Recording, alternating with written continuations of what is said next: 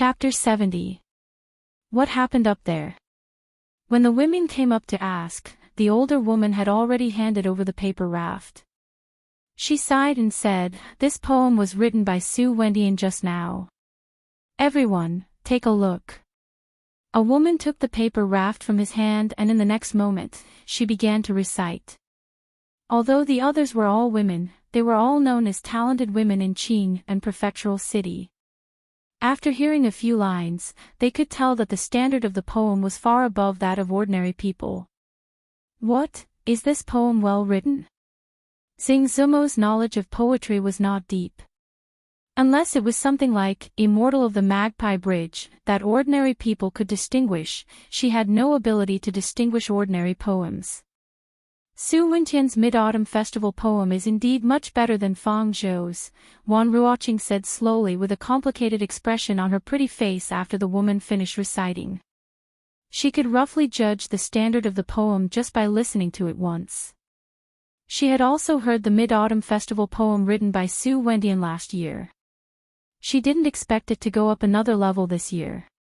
She was afraid that it would shine in the poetry meet tomorrow night. "Sister Ruoqing, can your poem beat Su Wenqian's?" Xing Zumo looked at her and asked. She was very concerned about this. The Union Poetry Society's victory or defeat today would determine whether or not they had the right to participate in the true Mid-Autumn Festival tomorrow. If they won, she could enter with them and perhaps she could see that person then. I also didn't think that Su Wendian would have such skill in Mid-Autumn Festival poem. I'm afraid I cannot compare. Wan Ruoqing shook her head and said with a wry smile. Based on this poem, Su Wendian has already won today's competition, the older woman of the Union Poetry Society sighed and said. Although they didn't want to admit it, from ancient times until now, in the path of poetry, women were always inferior to men. Hearing this, Xing Zumo's pretty face showed disappointment. If the Union Poetry Society couldn't win, then they didn't have the right to participate in the Mid-Autumn Festival. Naturally, she wouldn't be able to see the talent called Li Yi. These days, he could only keep the questions about that novel painting method in his mind. That person seemed to have appeared out of thin air and then disappeared. No matter how others searched, they couldn't find any information related to him. Xing Zumo could only place all her hopes on tomorrow's poetry conference. With his talent, he shouldn't be absent from that kind of poetry conference. Knowing what she was thinking, Wan Ruoqing turned to look at her and said, "Even if we can attend the poetry competition tomorrow, we may not be able to see the person we want to see." Xing Zumo understood everything that Wan Ruoqing had said, but this was still a ray of hope. If they lost today, even this hope would be gone. She turned her head in disappointment and saw that the scholar was holding a paper raft in his hand. After looking at it, the corners of his mouth curled up, and the expression she had seen before once again appeared on his face. This kind of expression was a little similar to the one she had when she saw the paintings of people who were not good at painting. Casually throwing the paper raft on the table, she said something to the young servant girl, and the two of them walked in the direction of the door. Gritting her teeth, she walked over to where the scholar had been, picked up the paper raft he had thrown away, and moved her gaze to it. What was written on the paper raft was the poem that Su Wendian had been praised by everyone. For a moment, the expression on Xing Zumo's pretty face became very complicated, but it quickly turned into determination. She chased after the scholar's back. "Zumo," Wan Ruoqing called her from behind. Seeing that she didn't seem to hear, a puzzled expression appeared on her pretty face. She put down Su Wenqian's poem and followed. Miss Zumo, on the way, she met a man who cupped his hands to her, but Xing Zumo didn't pay attention to him. When she quickly walked past, the man's smile froze on his face. His gaze followed the direction of her back. The scholar and servant girl had already walked to the door. If he had known that this poetry conference didn't allow outsiders to participate, Li Yi wouldn't have wasted so much time here. After tasting all the fruits and pastries inside, he planned to go back with Xiao Huan. Wait! When he reached the door, a voice suddenly came from behind. Li Yi looked back and saw that the woman who had called him a lecher was walking over quickly. This woman, there's no end to it. Li Yi frowned slightly, subconsciously thinking that this woman was here to cause trouble. Xiao Huan, let's go. As a man, he didn't want to fight with this crazy woman. Li Yi took Xiao Huan's hand and was about to leave, but Xing Zumo quickly ran a few steps and blocked in front of them. Xiao Huan looked at the beautiful woman in front of her, and a vigilant expression appeared on her face. She couldn't help but move closer to Li Yi. What do you want now? Li Yi looked at her and asked with a frown. He was obviously a little unhappy. As long as you do me a favor, we can write off all our previous grievances. Xing Zumo looked straight into Li Yi's eyes and said through gritted teeth. No. Li Yi said lightly and took Xiao Huan's hand, intending to leave. He really didn't care about writing off all their grievances. Whether or not they would see each other again in the future was another matter. Why would he ask for trouble? Moreover, something that could make this woman put down her pride to ask for his help was probably not simple. He wasn't familiar with her, and strictly speaking, they had some minor grievances. Why should he help her? You. Stop. Xing Zumo pointed at him, gritting her teeth so hard that they almost broke. Whether it was in the past or now, which man wasn't polite when they saw her? When had she ever been ignored like this? Why didn't this guy have the temperament of a scholar at all? But when she thought about how he could say those 4 words in front of so many people, she had no temperament to speak of. She had never been ignored like this. She only felt extremely wronged. Tears welled up in her eyes, and she forced them not to fall. Sir, please wait. Li Yi and Xiao Huan had already walked out the door, and a soft voice came again from behind. His footsteps paused, and he looked back at the gentle woman walking towards him. In the end, he didn't turn and leave like before. Just now, he had asked for 2 pieces of cake from her, so of course, he couldn't be too heartless in front of her. The woman named Wan Ruoqing walked over and first curtsied to Li Yi, then said apologetically, Zumo is naughty and mischievous. If she has offended you in any way, Ruoqing is here to apologize to you. Please don't blame her. Li Yi looked at this Miss Wan, and then looked at Xing Zumo, who was still staring at him with a pair of big eyes. He couldn't help but sigh in his heart. They were both women, but why were their personalities so different? The little servant girl stood beside him, and a bitter expression appeared on her pretty face. She already couldn't deal with a beautiful sister, and now there was another one. Miss, second miss, where are you? Xiao Huan can't look after the son-in-law by herself. Chapter 71. Miss Wan is too polite. I didn't take this matter to heart. The voice of the woman in front of him was extremely gentle, giving off a feeling of a spring breeze. Li Yi cupped his hands towards her and said with a smile. What do you mean you didn't take it to heart? I clearly took it to heart. Xing Zumo watched as this scholar spoke coldly to her but smiled at elder sister Ruoqing. She felt extremely bitter and wanted nothing more than to pounce on him and bite him. It took her a great deal of effort to restrain this impulse. If you don't mind, you can call me Ruoqing. Wan Ruoqing looked up at him and said with a smile. Li Yi glanced at Xing Zumo again and gave her a meaningful look. You, Xing Zumo's beautiful eyes were spitting fire. She almost couldn't suppress the impulse in her heart. Although Li Yi didn't say it explicitly, she understood his eyes. The meaning was, look at how gentle, polite, and likable she is. Then look at yourself. As a woman, don't you feel ashamed? Li Yi nodded and said, if Miss Ruoqing doesn't have anything else, I will leave first.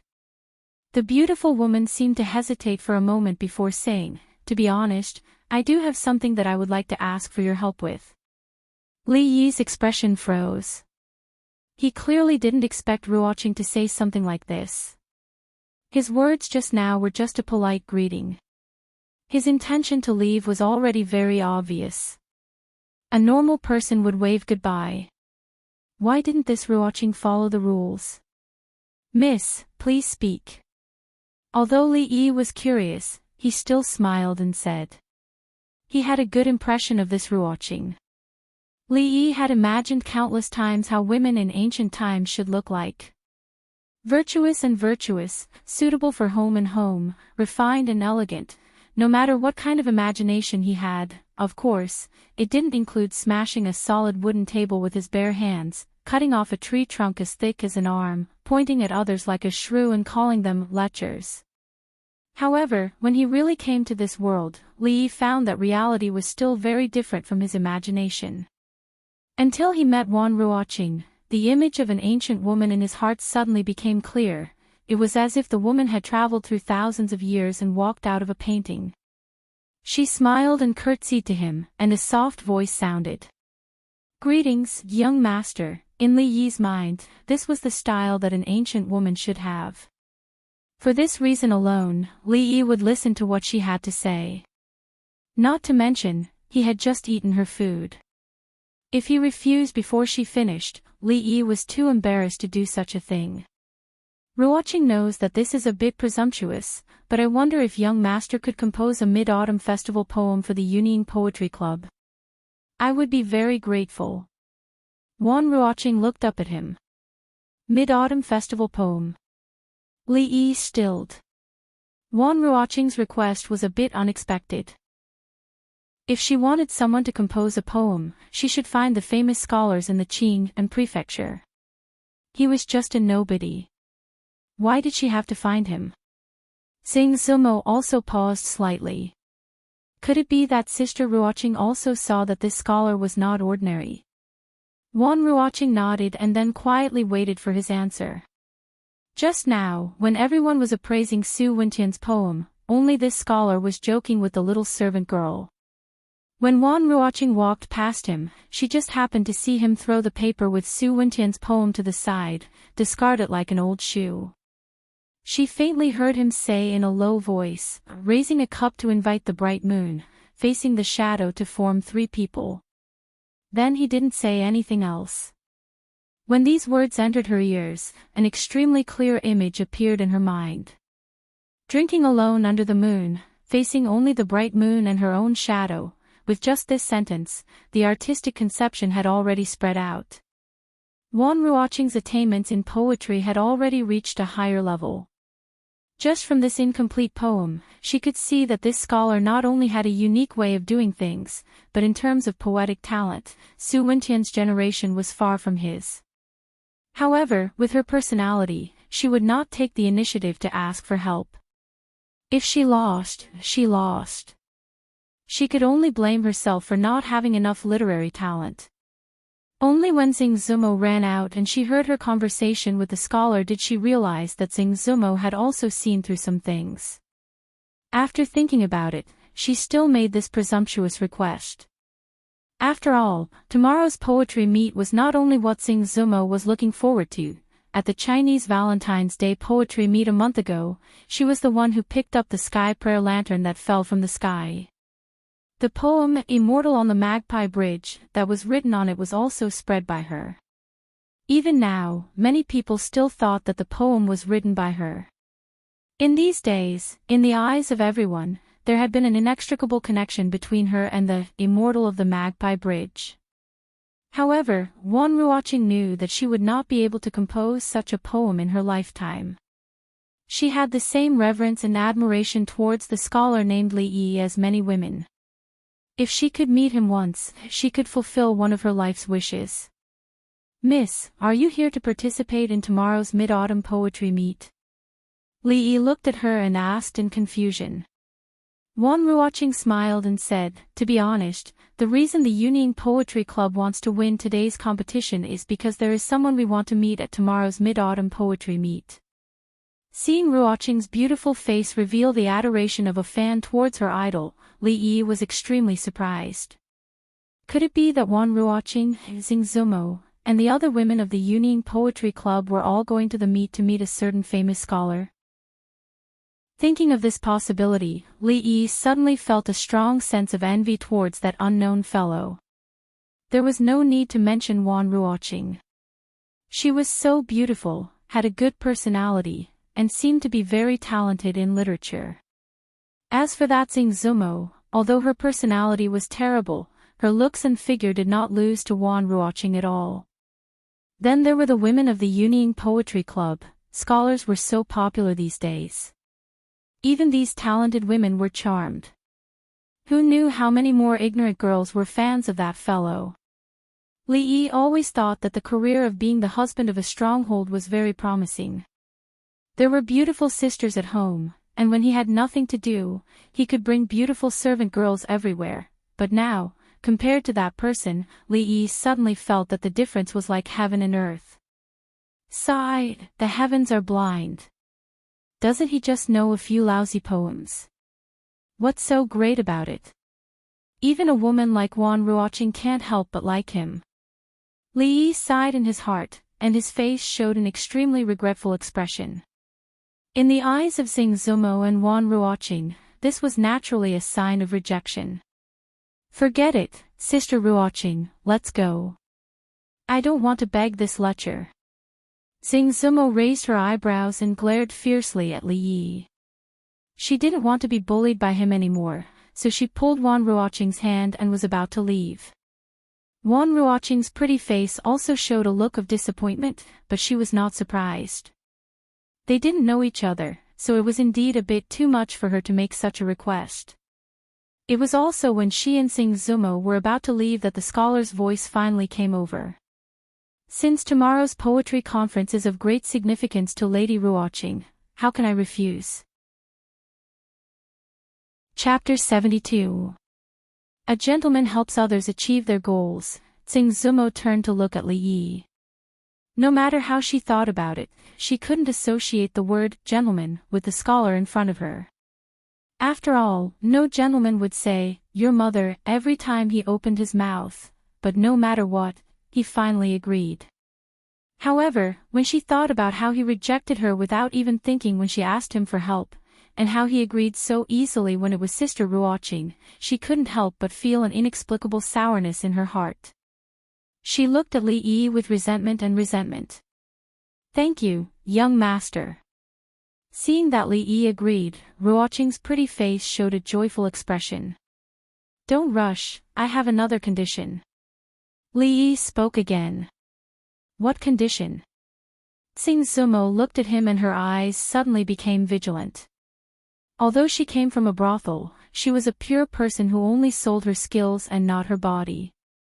If Li Yi made any excessive demands, she wouldn't agree even if she didn't ask him to compose a poem. Li Yi glanced at Xing Zumo, who was obviously thinking too highly of herself and didn't pay attention to her. He turned to look at Ruoqing and asked, "Miss Ruoqing only wants to win today's competition so that she can participate in the Mid-Autumn Poetry Meet, right?" Wan Ruoqing nodded but didn't understand what Li Yi meant. At this time, Li Yi looked at her and said, "I heard that the winner of today's poetry club will receive 100 taels of silver as a reward. I don't want anything else, just this 100 taels of silver." Helping was helping, but he still had to ask for the benefits he deserved. The girls from the Yunying Poetry Club and Wan Ruoqing wanted the right to participate in the Mid-Autumn Poetry Meet. Li Yi wanted the 100 taels of silver. Everyone took what they needed. This was a win-win situation. Wan Ruoqing was startled when she heard this. She looked up at Li Yi and nodded, "That's how it should be." Even though 100 taels of silver was not a small amount to them, they didn't care about that. That was just a bonus for winning the competition. If they lost the competition, they wouldn't even have the right to participate in the Mid-Autumn Poetry Meet, not to mention the 100 taels of silver. She didn't need to ask for the opinions of those women and could help them make the decision. "Humph, a miser. All you think about is money." Xing Zumo cursed in her mind. Her disdain for Li Yi was obvious. Now that the conditions were settled, the three of them turned around and walked back into the hall. Along the way, Wan Ruoqing walked beside Li Yi and said something to him. Slightly behind them, Tsingzumo raised her head and glared at Li Yi from time to time. If her gaze was a knife, Li Yi would have been cut into pieces by now. The servant girl followed behind them. She looked at Li Yi for a while and then secretly peeked at Wan Ruoqing and Tsingzumo. She was still a bit uneasy. Upstairs, several people looked down. After a moment of shock, they spoke with some confusion. "Who's that man with Lady Wan and Lady Zuamo? He looks unfamiliar, probably a friend of Lady Wan. I saw him with the people from the Union Poetry Club. It's him. Why would Lady Wan make friends with such a vulgar person?" Among these people, there were those who didn't know Li Yi. At this moment, they were shocked that Wan Ruoqing and Tsingzumo were so close to a man. Some had just seen him scold Su Wendian away. They were even more shocked. How did this person get together with Wan Ruoqing, the famous talented girl of Qing and Prefecture, and Tsingzumo, the top artist of the Jade's Yard? They didn't even have the mood to make friends with such a vulgar person and a refined scum. Could it be that those two girls just happened to like this kind of style? At this time, the women of the Union Poetry Club were gathered in a corner. The poems on the table in front of them were the ones that everyone had already read. Even though they were unwilling, they had to admit that in terms of poetry, they were far inferior to those men. Could it be that we are destined to have no fate with the Mid-Autumn Poetry Meet? A girl said unwillingly. All the girls sighed and remained silent. At this time, Wan Ruoqing and Li Yi walked over. "I'll leave everything to you, young master," Wan Ruoqing bowed to Li Yi and said with a serious expression. "Ruoqing, this is..." Seeing the scholar again, confusion appeared on the women's faces. When the older woman came forward to ask, Li Yi had already picked up a brush. He dipped it in ink and was about to write when he seemed to remember something. He turned back to look at Ruoqing and handed the brush to her. He said, "Let me read." "Miss Ruoqing, you write." Wan Ruoqing naturally didn't know that Li Yi was afraid that her words were too ugly and would be laughed at. She thought that this young master was very thoughtful. Since this was a work that represented the Union Poetry Club, she naturally had to write it herself. She took the brush from Li Yi's hand. Under the slightly confused gazes of the women, Li Yi had already begun to speak. "A pot of wine among the flowers, drinking alone with no companionship. It's a poem." The women exclaimed softly. Their eyes were full of surprise, but they still didn't understand what was going on. Can this guy really do it? Tsingzumo looked at him, still uncertain. After all, she was only guessing just now. If this scholar was just an arrogant student without any talent, then wouldn't everything she had done just now be in vain? Raising a cup to invite the bright moon, the shadow becomes 3. It was also at this time that the second line of Li Yi's poem was recited. In an instant, the expressions of the rather talented women froze. In the next moment, their expressions changed. Seeing that their expressions had all become very solemn, Tsingzumo was startled. Then, she looked at Li Yi and a thought of disbelief rose in her heart. Could it be that his poems are really that powerful? Since the moon cannot be drunk, the shadow follows me. Temporarily accompanying the shadow of the moon, joy must last until spring. Li Yi's voice continued. Beside him, Ruoqing picked up the brush and began to write. Neat and beautiful lines of hairpin-style small regular script appeared on the paper. My song lingers in the moon, my dancing shadow is messy. When awake, we are joyful, when drunk, we are separated. Forever unrequited, we meet again in the clouds. When Ruoqing finished the last word, Li Yi spoke again. This poem is called, Drinking Alone Under the Moon. Tsingzumo stood to the side in a daze. She saw that the gazes of the people around her seemed to be attracted by the poem on the paper and didn't move away for a long time. When she turned to look at the calm scholar again, her expression began to change.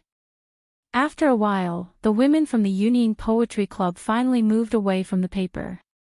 They looked at each other and an indescribable light appeared on their faces. Congratulations, Brother Sue. Brother Sue has great literary talent. We admire you. With Brother Sue's poem, you will definitely shine at the Mid-Autumn Poetry Meet tomorrow. I will congratulate Brother Sue in advance. You flatter me, you flatter me. Somewhere upstairs, Sue Wendian was accepting the crowd's compliments. He kept saluting back, already forgetting the unhappiness that had just happened. His entire person felt like he was floating. Since the Chishi Poetry Meet a month ago, he had been completely suppressed by the White Dew Poetry Club. Only now did he finally turn the tables and return to the peak of his life. Brother Sue's poem is truly breathtaking. Tomorrow, I'm afraid you'll be able to compete with Yang Yanzhou and Shen Zhaoji to see who's better. Opposite Sue Wendian, a scholarly robed young man laughed. Brother Sue exaggerates too much. I still have some self-awareness. There are many scholars in Qing'an Prefecture. Even those who are proficient in poetry would not dare to say they can beat these two. Hearing this, Sue Wendian shook his head and said. The young scholar smiled and was about to speak when a paper raft came from the side. His eyes inadvertently swept over, his gaze could not move away. Chapter 73.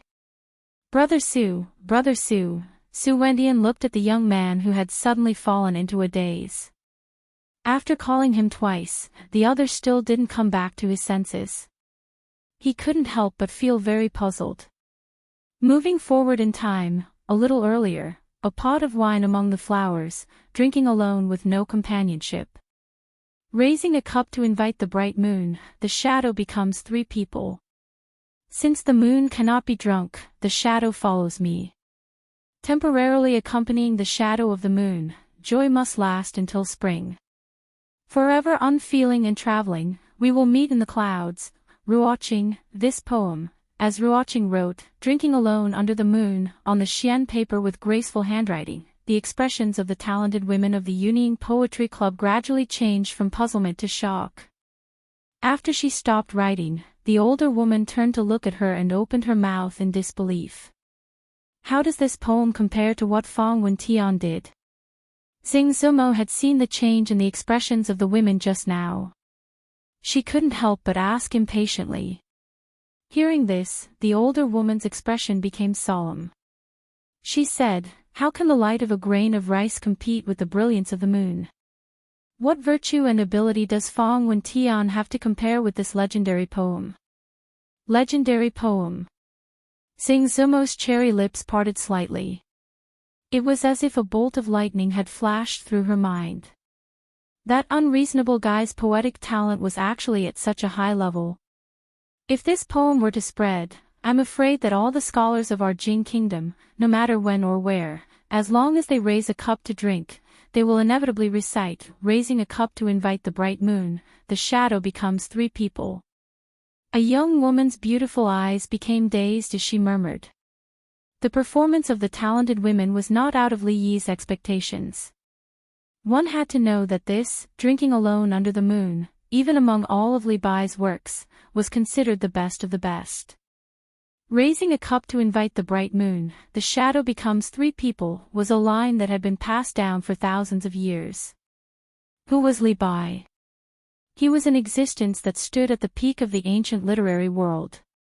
Any random poem he threw out was enough to scare people to death. Wan Ruoqing's pretty face was also filled with uncontrollable excitement. When she heard the poem, she only guessed that this young master should have some talent, but she never thought that his talent would be so high. Putting aside her personal feelings, the standard of this poem was already comparable to the immortal Magpie Bridge. Of course, in Wan Ruoqing's heart, she still preferred immortal Magpie Bridge. Putting aside the relationship between her and that poem, in the Jing kingdom, for various reasons, the development of poetry was more prosperous than that of poetry and was more popular. As for poetry, it was indeed very popular during the previous dynasty. However, for the past 100 years, the literati of the Jing kingdom still preferred writing lyrics. Because of this, although Drinking Alone Under the Moon had a very high standard, but in terms of influence, it would not surpass Immortal Magpie Bridge. However, if this poem was compared to something like Fong Wen Tian, it would be making a mountain out of a molehill. When the shock in their hearts subsided a little, everyone's gazes couldn't help but look at Li Yi.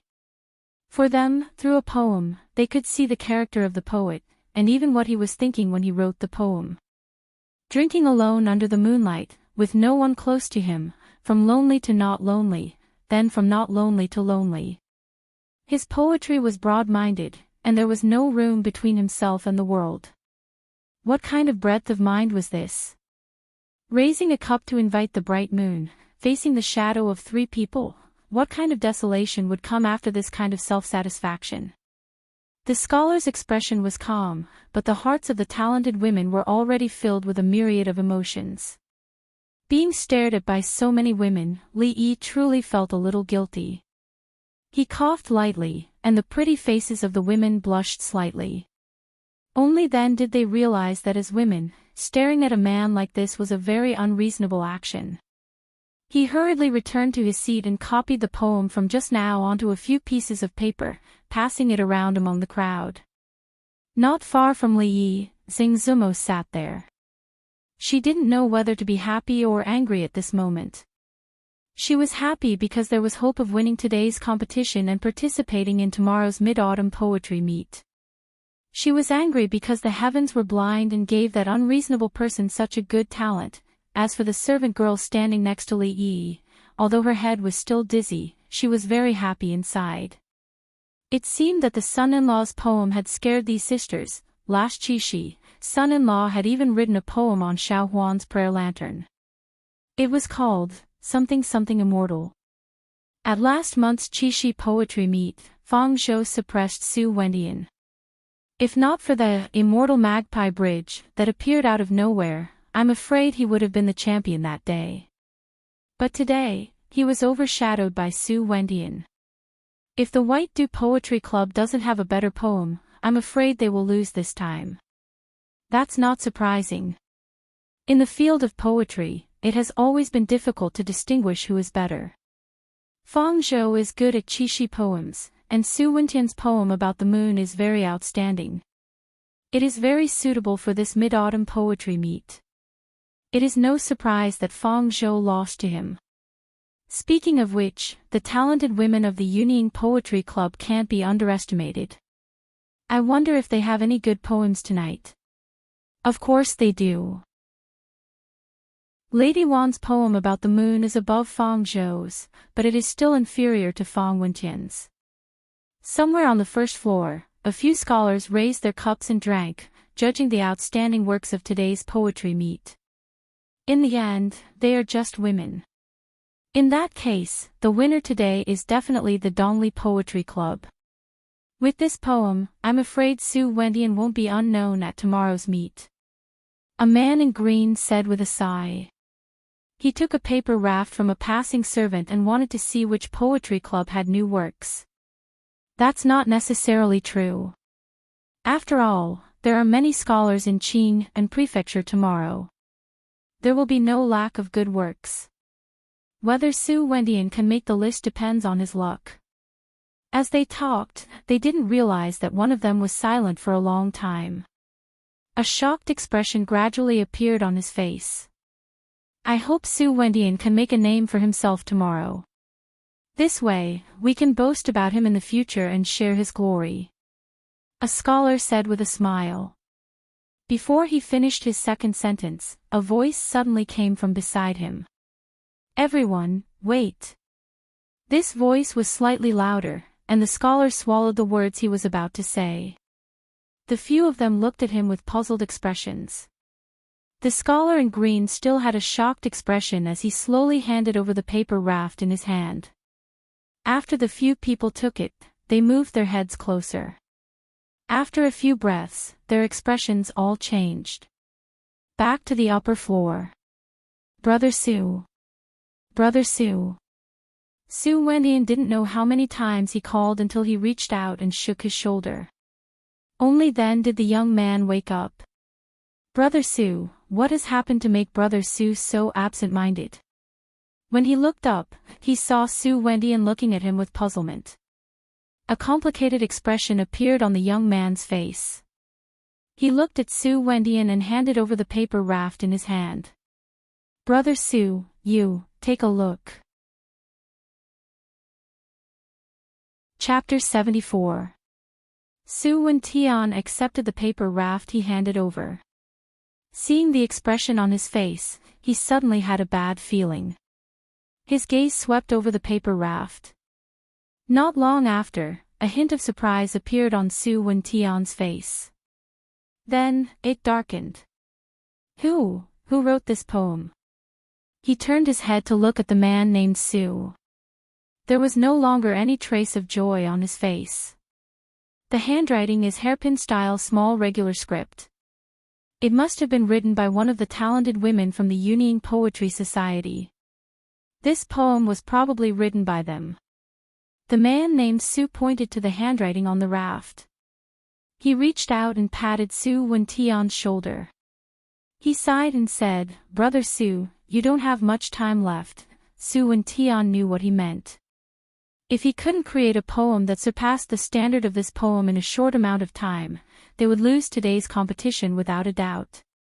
They would also lose the right to attend the poetry competition tomorrow. However, the words of the youth's surname Sue still made him want to curse out loud. What did he mean by he didn't have much time left? Even if he was given another day, a month, year, or even a lifetime, he still might not be able to create such a poem. If he had this kind of ability, how could the title of the foremost scholar of Qing and Fu fall onto the heads of Yang Yanzhou and Shenjiao?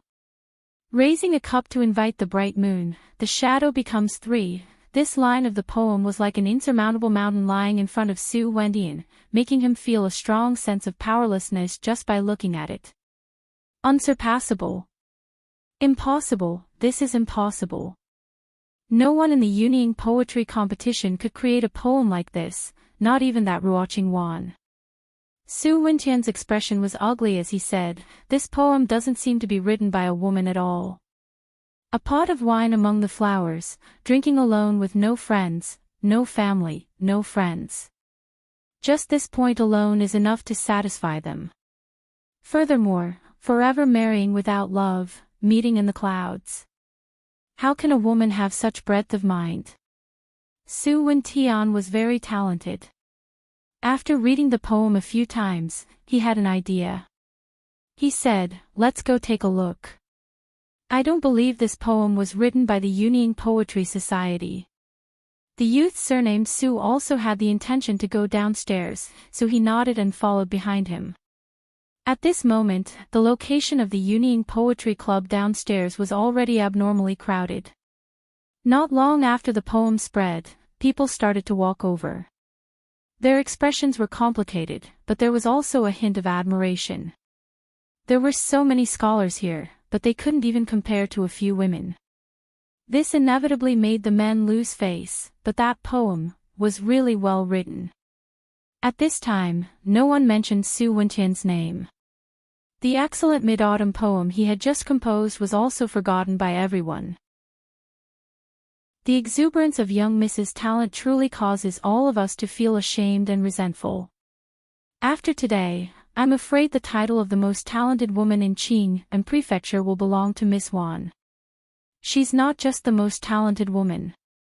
If this poem were to be presented at tomorrow's poetry competition, I guarantee that even Yang Yanzhou and Shenjiao would have to concede defeat. We are fortunate enough to be able to witness such a legendary poem. We have no regrets. All the girls heard were words of praise, far more than what Fang Wendian had just said. There were even people who compared the top two scholars in Qing and Prefecture to her, and came to the conclusion that they were far inferior. All of this was because the standard of this, drinking alone under the moon, was truly high to the heavens. The talented women of the Union Poetry Club were surrounded by the crowd. Their faces were full of excitement. Naturally, there were also many people surrounding Wan Ruoqing. Hearing their praises, her face was slightly embarrassed. She glanced at Li Yi guiltily. Seeing him smiling at her, her face became even redder. That poem, it was clearly written by the son-in-law. The little servant girl at the side pouted and muttered in a small voice. In her heart, she was angry for the son-in-law. When Sue Wendian and the youth surnamed Sue came downstairs, they were blocked outside the crowd and couldn't squeeze in. Everyone, make way, don't push. Who stepped on my foot? Damn it, which shameless scoundrel touched my butt? The two of them squeezed in with great difficulty and instantly attracted the dissatisfaction of the crowd. When they turned their heads and saw that the person who came was Sue Wendian, their expressions became strange and they made way for him. After all, if it wasn't for the sudden appearance of a super dark horse, the person who had the last laugh today would have been Sue Wendian. Gaining and losing, the taste in his heart was probably not good at all. Everyone also wanted to see his reaction. It would be best if he would give a speech about not receiving the award. Under the gaze of the crowd, Sue Wendian walked next to the women of the Union Poetry Club. He first raised his hands in greeting and said, "This, drinking alone under the moon, is the peak of Mid-Autumn Festival poetry. I, Sue, am full of admiration." At this point, the topic suddenly changed. I wonder which talented woman of the Union Poetry Club wrote this poem. Among the women, the face of the younger girl changed slightly. Even though it quickly returned to normal, Sue Wendian still caught it. The corners of his mouth curled into a smile. There was indeed something fishy about this. Is it Lady Wan? Sue Wendian looked at Wan Ruoching with a smile that was not a smile. No. Wan Ruoching shook her head. No matter how much she wanted to win today's competition, she couldn't say such untruthful words. Could it be Lady Zumo? Sue Wendian turned to look at Sing Zumo and asked. I don't have such literary talent. Sing Zumo shook her head and said. Then, there's no need to ask. This poem was written by this young man. It was obvious that Sue Wendian was deliberately trying to embarrass them. Before he could finish, Wan Ruoching pointed at Li Yi beside her and said. Li Yi looked at Wan Ruoching helplessly and couldn't help but sigh in his heart. This young lady is really honest. As soon as Wan Ruoching's voice fell, there was an immediate uproar. What? This poem wasn't written by Lady Wan. That scholar can actually produce such a masterpiece. If that's the case, this poem can't be counted as written by the Union Poetry Society. What a pity. If this wasn't the case, this poem would have won the competition tomorrow. Seeing the astonished expressions on everyone's faces, Fong Wendian revealed a smile. He looked at Wan Ruoching and said, if I remember correctly, other than the poetry clubs, outsiders are not allowed to participate in this competition, right? The faces of the few women from the Union Poetry Society changed slightly. There was indeed such a rule in today's competition. However, every poetry society would invite a few scholars that they were familiar with. If they could compose a good poem, it would count as a poem from their own society. This was something that everyone had a tacit understanding about. However, rules were rules. If they were serious, poems written by outsiders naturally did not count. Thinking of this, their hearts all sank. What if this young man isn't an outsider? At this moment, a voice suddenly came from the side. Chapter 75.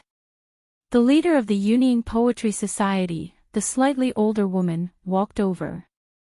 She looked at Su Wen-tian and said, what if this gentleman is not an outsider? What do you mean, Miss Xiao? Su Wen-tian asked with a frown. To be honest, this gentleman has long joined the Union Poetry Society. His poems can naturally represent us, Xiao Yunru said slowly as she looked around at the crowd. When these words were spoken, the women of the Union Poetry Society, including Wan Ruoching and Sing Zumo, all froze. This gentleman, when did he join the Union Poetry Society? Li Yi also stilled. When did he join the Union Poetry Society? How come he didn't know? At this moment, Li saw the woman winking at him discreetly, and he immediately understood what was going on. Yes, from now on, he was a member of the Union Poetry Society.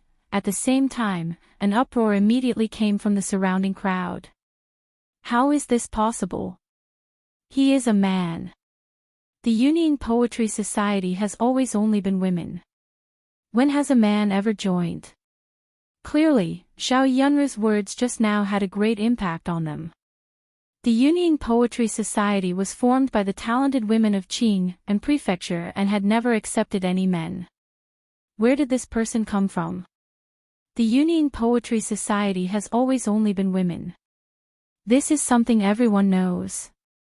Miss Xiao, please do not joke. Su Wentian still had a faint smile on his face. Xiao Yunru's words were clearly just a temporary measure. However, she used the wrong method and could not be exposed. Oh. Hearing this, Xiao Yunru looked at the crowd with a slight smile and said, "When did we say that the Union Poetry Society only allowed women to join?" The smile on Su Wentian's face froze.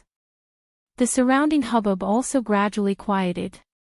A sliver of shock floated onto everyone's faces and they revealed thoughtful expressions. Very quickly, they realized that from beginning to end, the Union Poetry Society seemed to have never said such a thing. It was only because of the name of the Union Poetry Society and the fact that the members were all women that they naturally had their previous thoughts. However, the leader of the Poetry Society had personally refuted the rumors and denied that only women could join the Union Poetry Society. What else could they say? No wonder when this scholar came in, he was so familiar with Lady Wan and the women of Union Poetry Club. It turns out that he is also a member of Union Poetry Club. The Union Poetry Club actually allows men to join. It turns out that we have been mistaken all along. This way, this poem can naturally represent the Union Poetry Society. If they can participate in tomorrow's Mid-Autumn Poetry Meet, with this person there, Yang Yanzhou and Shen Zhao will have to die on the spot. I'm afraid the title of the #1 scholar in Qing and Prefecture is about to change hands. That's not necessarily the case.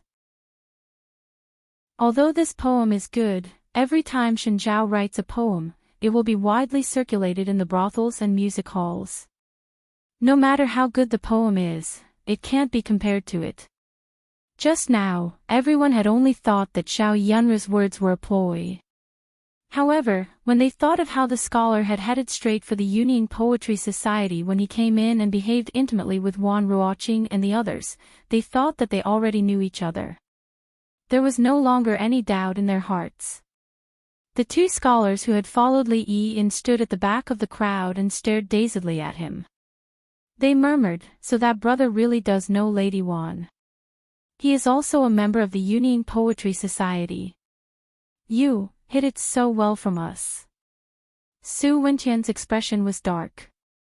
He had not thought that one sentence from Xiao Yunru would turn his attack into nothing.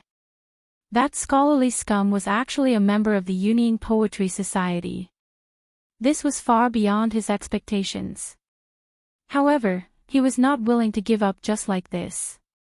Tomorrow's Mid-Autumn Poetry Meet would be his time to shine and amaze the world with a single brilliant feat. He would not allow anyone to ruin it. Raising his head to look at Xiao Yunru, he gritted his teeth and said, "Even so, this poem does not count because today's competition is competing in Mid-Autumn Poetry Festival, not Mid-Autumn Poetry Festival."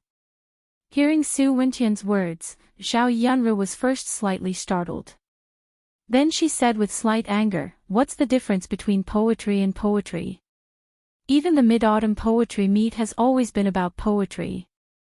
Hearing this, Su Wentian said lightly, "But today, we are competing in Mid-Autumn Poetry Festival. Lady Xiao cannot deny this, right?" Xiao Yunru was momentarily speechless.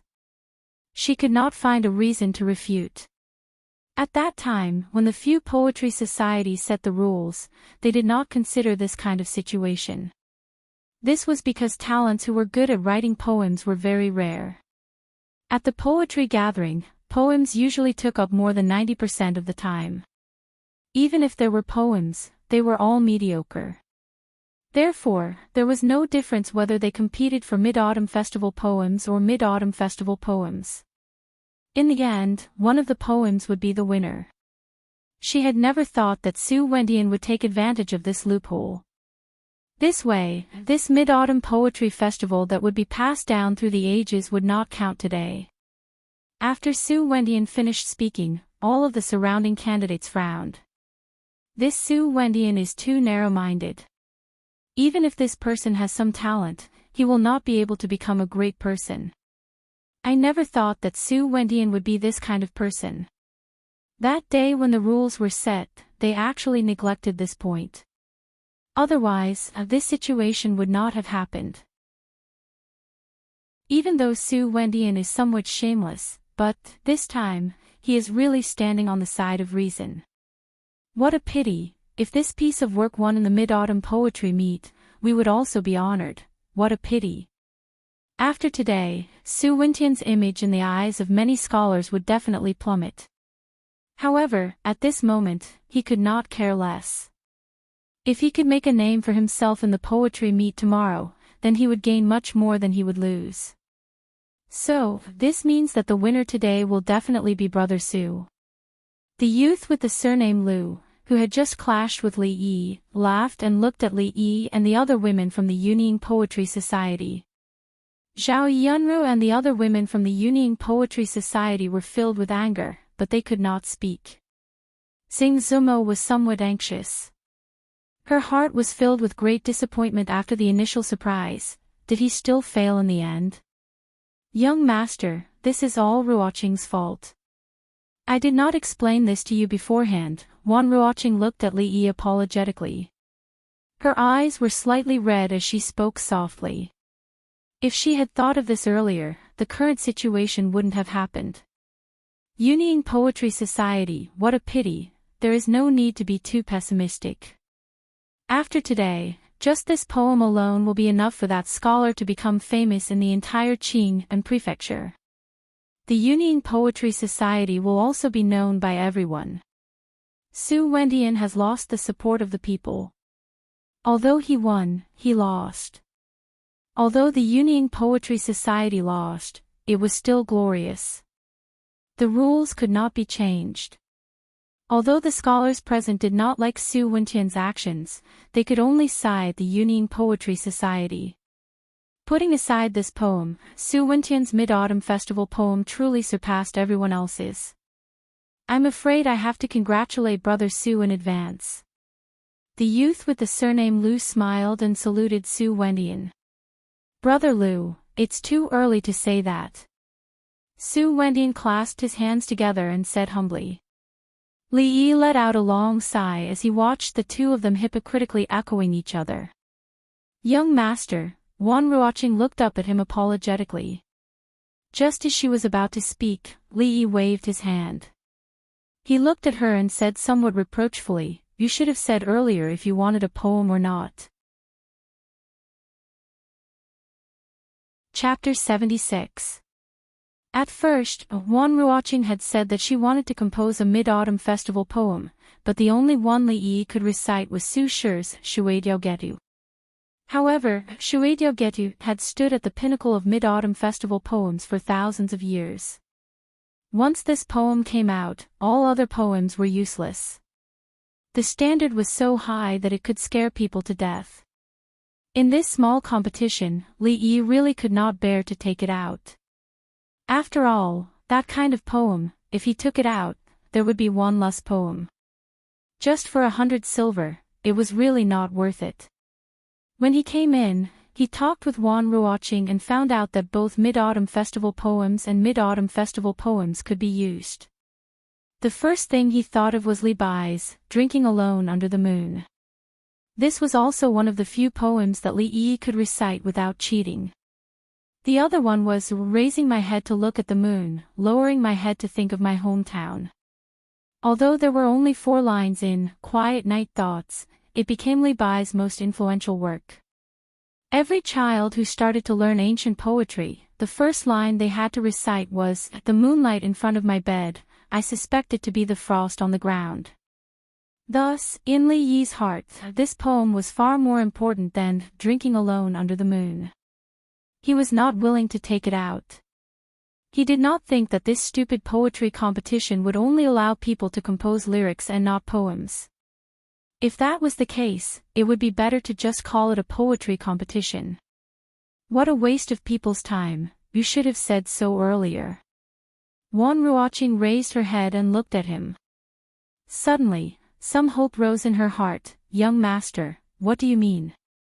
Li Yi actually did not have any other intentions. The earlier he finished here, the earlier he could go home for dinner. I'll have to trouble Miss Ruoqing to write again. Li Yi looked at her and smiled. At this time, Ruoqing finally understood the meaning of Li Yi's words. He actually wants to compose another Mid-Autumn Festival poem on the spot. For poetry gatherings like the Double Seventh Festival or the Mid-Autumn Festival, the theme was unusually clear. The poetry gatherings were limited to the Double Seventh Festival and Mid-Autumn Festival poems.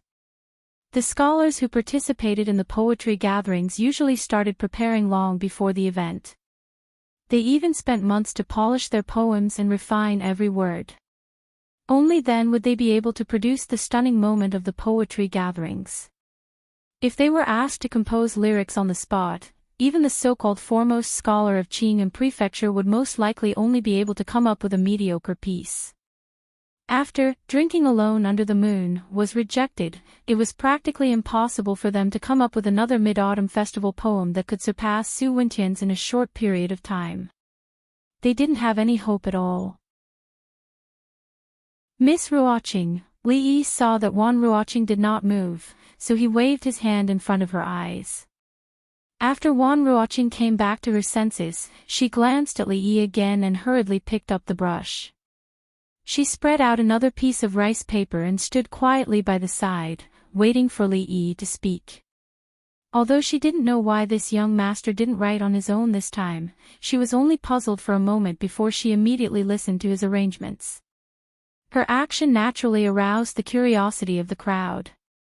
What is Miss Wan doing? Is she going to write another Mid-Autumn Festival poem? Even if she really did it, it's impossible for her to surpass Su Wentian, many of the candidates sighed in their hearts. No one thought highly of Wan Ruoqing. After all, even the Mid-Autumn Festival speech that Su Wentian had meticulously prepared was suppressed by him. How could he possibly beat the other party with his improvisation? When Su Wentian saw this, a mocking expression appeared on his face. If Ruoqing's meticulous preparation for the past few months was enough to threaten him, the lyrics she wrote on the spot probably wouldn't be as good as the one she just wrote. Ruoqing. The women of the Yunning Poetry Society also guessed the same. Zhao Yunru looked at her and opened her mouth. In the end, she could only sigh. Only Xing Zumo looked up at Li Yi. She had seen everything that he had whispered to Wan Ruoqing. Partridge sky. Just at this time, Li Yi spoke lightly. Partridge sky. Some of the candidates' expressions froze. It's a poem, someone immediately said. So the lyricist was that brother. Everyone immediately understood. However, because of this, their confidence in the Yunning Poetry Society decreased a bit. Even though poetry was often mentioned together, there were great differences in both style and rhythm. To study one of them required a great deal of time and energy, not to mention someone who was a master of both poetry and poetry. Such a talent would have long been famous throughout the world. There was no way they wouldn't recognize him. The standard of a Drinking Alone Under the Moon was already high enough to make them gasp in surprise. If a poem written on the spot could beat Su Wentian, then Su Wentian wouldn't be the only one who would feel ashamed. Su Wentian's smile remained on his face, his heart full of confidence.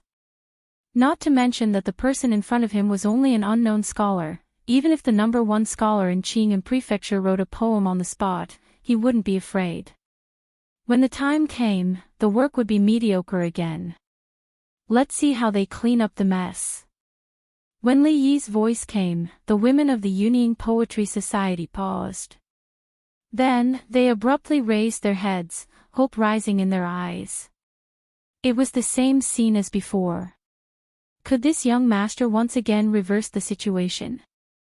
Xing Zumo looked at the scholar's calm expression. For some reason, her heart suddenly calmed down. It was also at this time that Li Yi's voice once again clearly reached everyone's ears. Blowing through the lingering smoke into the night wind, a bright moon hangs above the curtain. When the night wind blew through the thin mist and the bright moon hung outside the curtain uncontrollably appeared in their minds, the expressions on their faces froze. Because the road is far, the person is still far. Even if our hearts sleep together, we are not together. Li Yi's voice continued.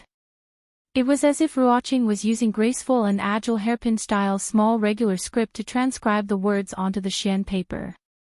Deep in love, deep in thought, the blue clouds return without a trace. Only like in a previous life, love separated mandarin ducks in 2 cages.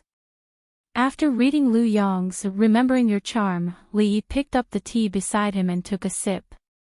Only then did he realize that the venue had suddenly quieted down.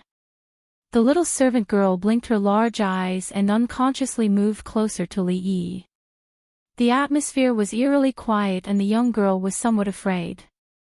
A moment later, a sound finally came from the venue. Su Wendian turned his head. The expression on his face was indescribable.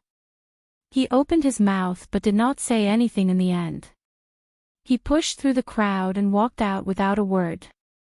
Only when his figure disappeared through the door did an uproar suddenly erupt from the crowd. Using a long and slow poem to describe parting and yearning. Although it is plain and unadorned, it is incisive.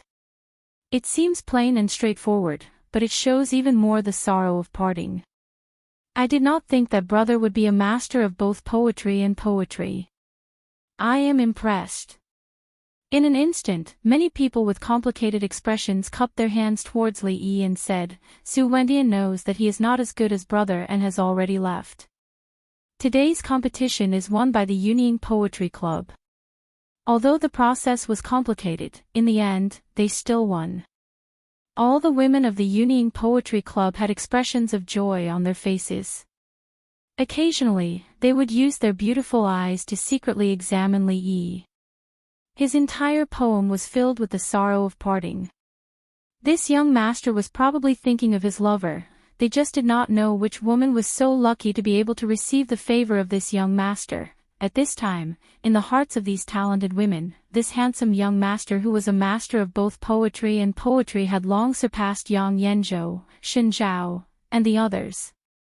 He was almost at the same level as the Li Yi of the Immortal of the Magpie Bridge. Chapter 77.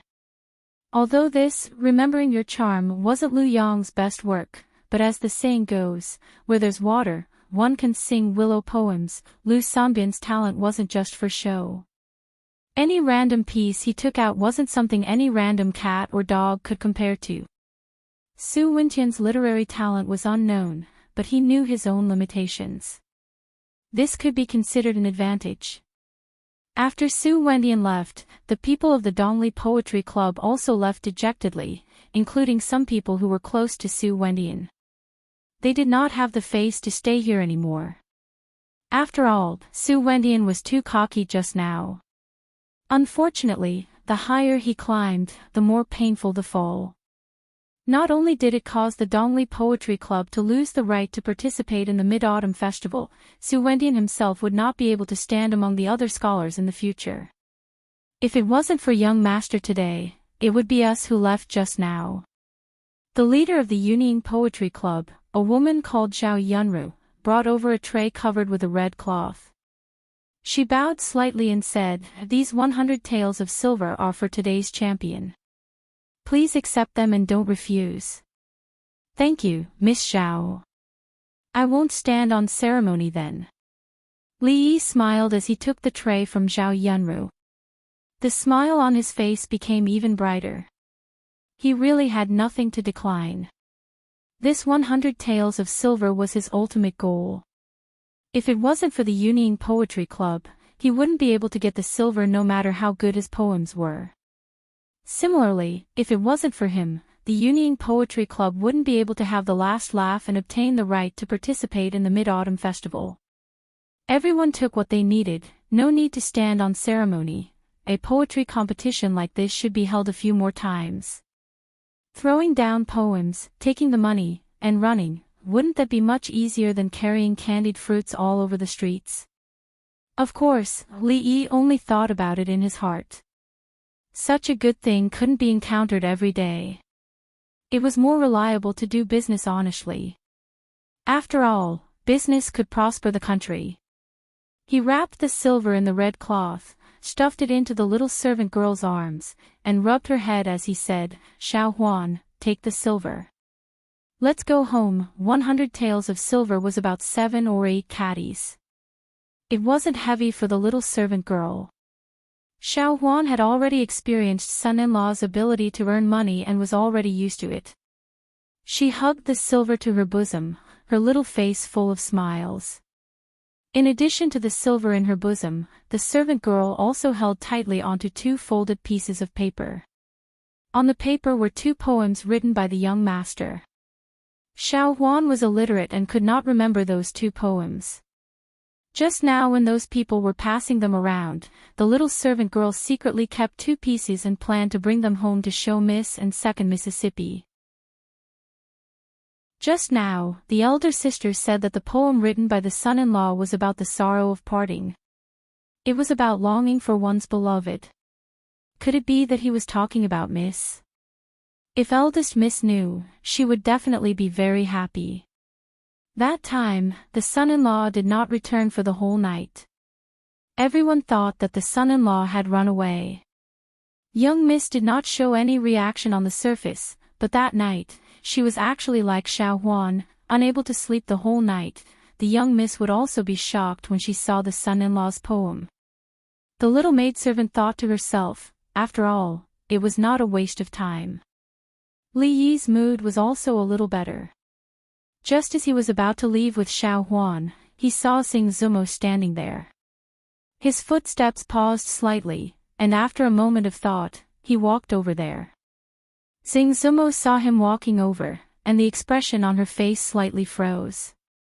She subconsciously asked, "What are you going to do?" Li Yi cupped his hands at her and said, "Miss Zumo, I did not mean to offend you that day. I just mistook you for a friend of mine. If I disturbed you, I hope you will not blame me." Because of his mood just now, Li Yi's attitude toward Xing Zumo was not so friendly, but after all, it was his fault. In this era, holding a woman's hand was already a very serious offense. It was understandable for the other party to call him a lecher. Of course, these 2 sentences at this time were not asking for forgiveness, but just expressing his attitude. After all, they had stood on the same front and fought together. A mistake was a mistake. Even if they would not have a chance to meet again in the future, some words were said, and their thoughts would eventually be more clear. Hearing Li Yi's words, Xing Zumo's expression was slightly startled. He would actually apologize to her. This was something Xing Zumo had never thought of. After experiencing what had just happened, Xing Zumo was already very clear in her heart that even though this scholar was unreasonable, his talent was shockingly high. At the very least, he was much better than Su Wendian, and perhaps he wasn't inferior to Yang Yanzhou or Shen Zhao.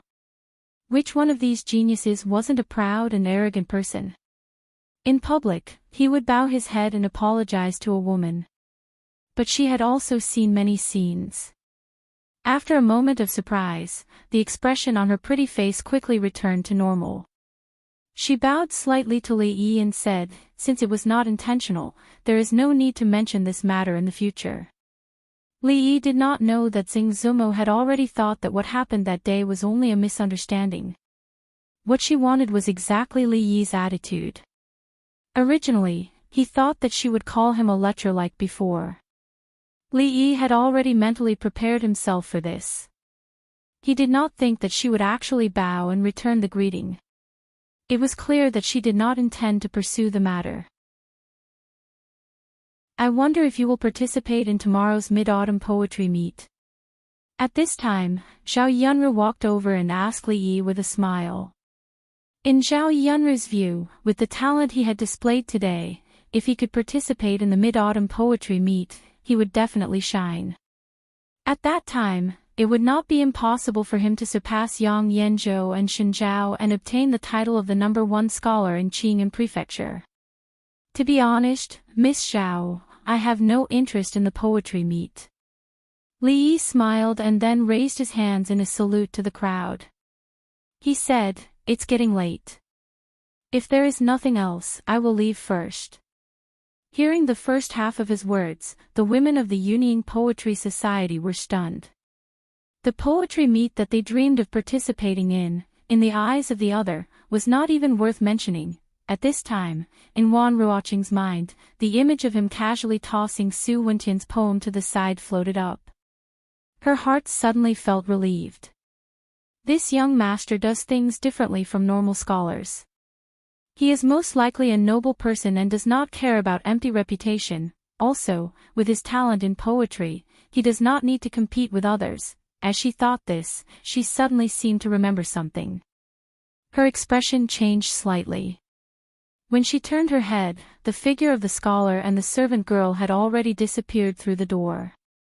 I was only thinking about the poem just now and forgot to ask for that young master's name. She exclaimed softly and hurriedly chased after them. After a moment, Wan Ruoqing stood on the street and looked at the bustling crowd. She could not see the end of the crowd. She gave a long sigh and turned to walk back. Chapter 78. Because of the poetry recital, they had wasted too much time. By the time Li Yi carried the servant girl back to the stockade village, the sun was already setting in the west. The servant girl's physical strength was much weaker. After walking for a day, she was so tired that she could not even walk when she was halfway back. At first, when Li Yi proposed to carry her on his back, the young maidservant kept on refusing.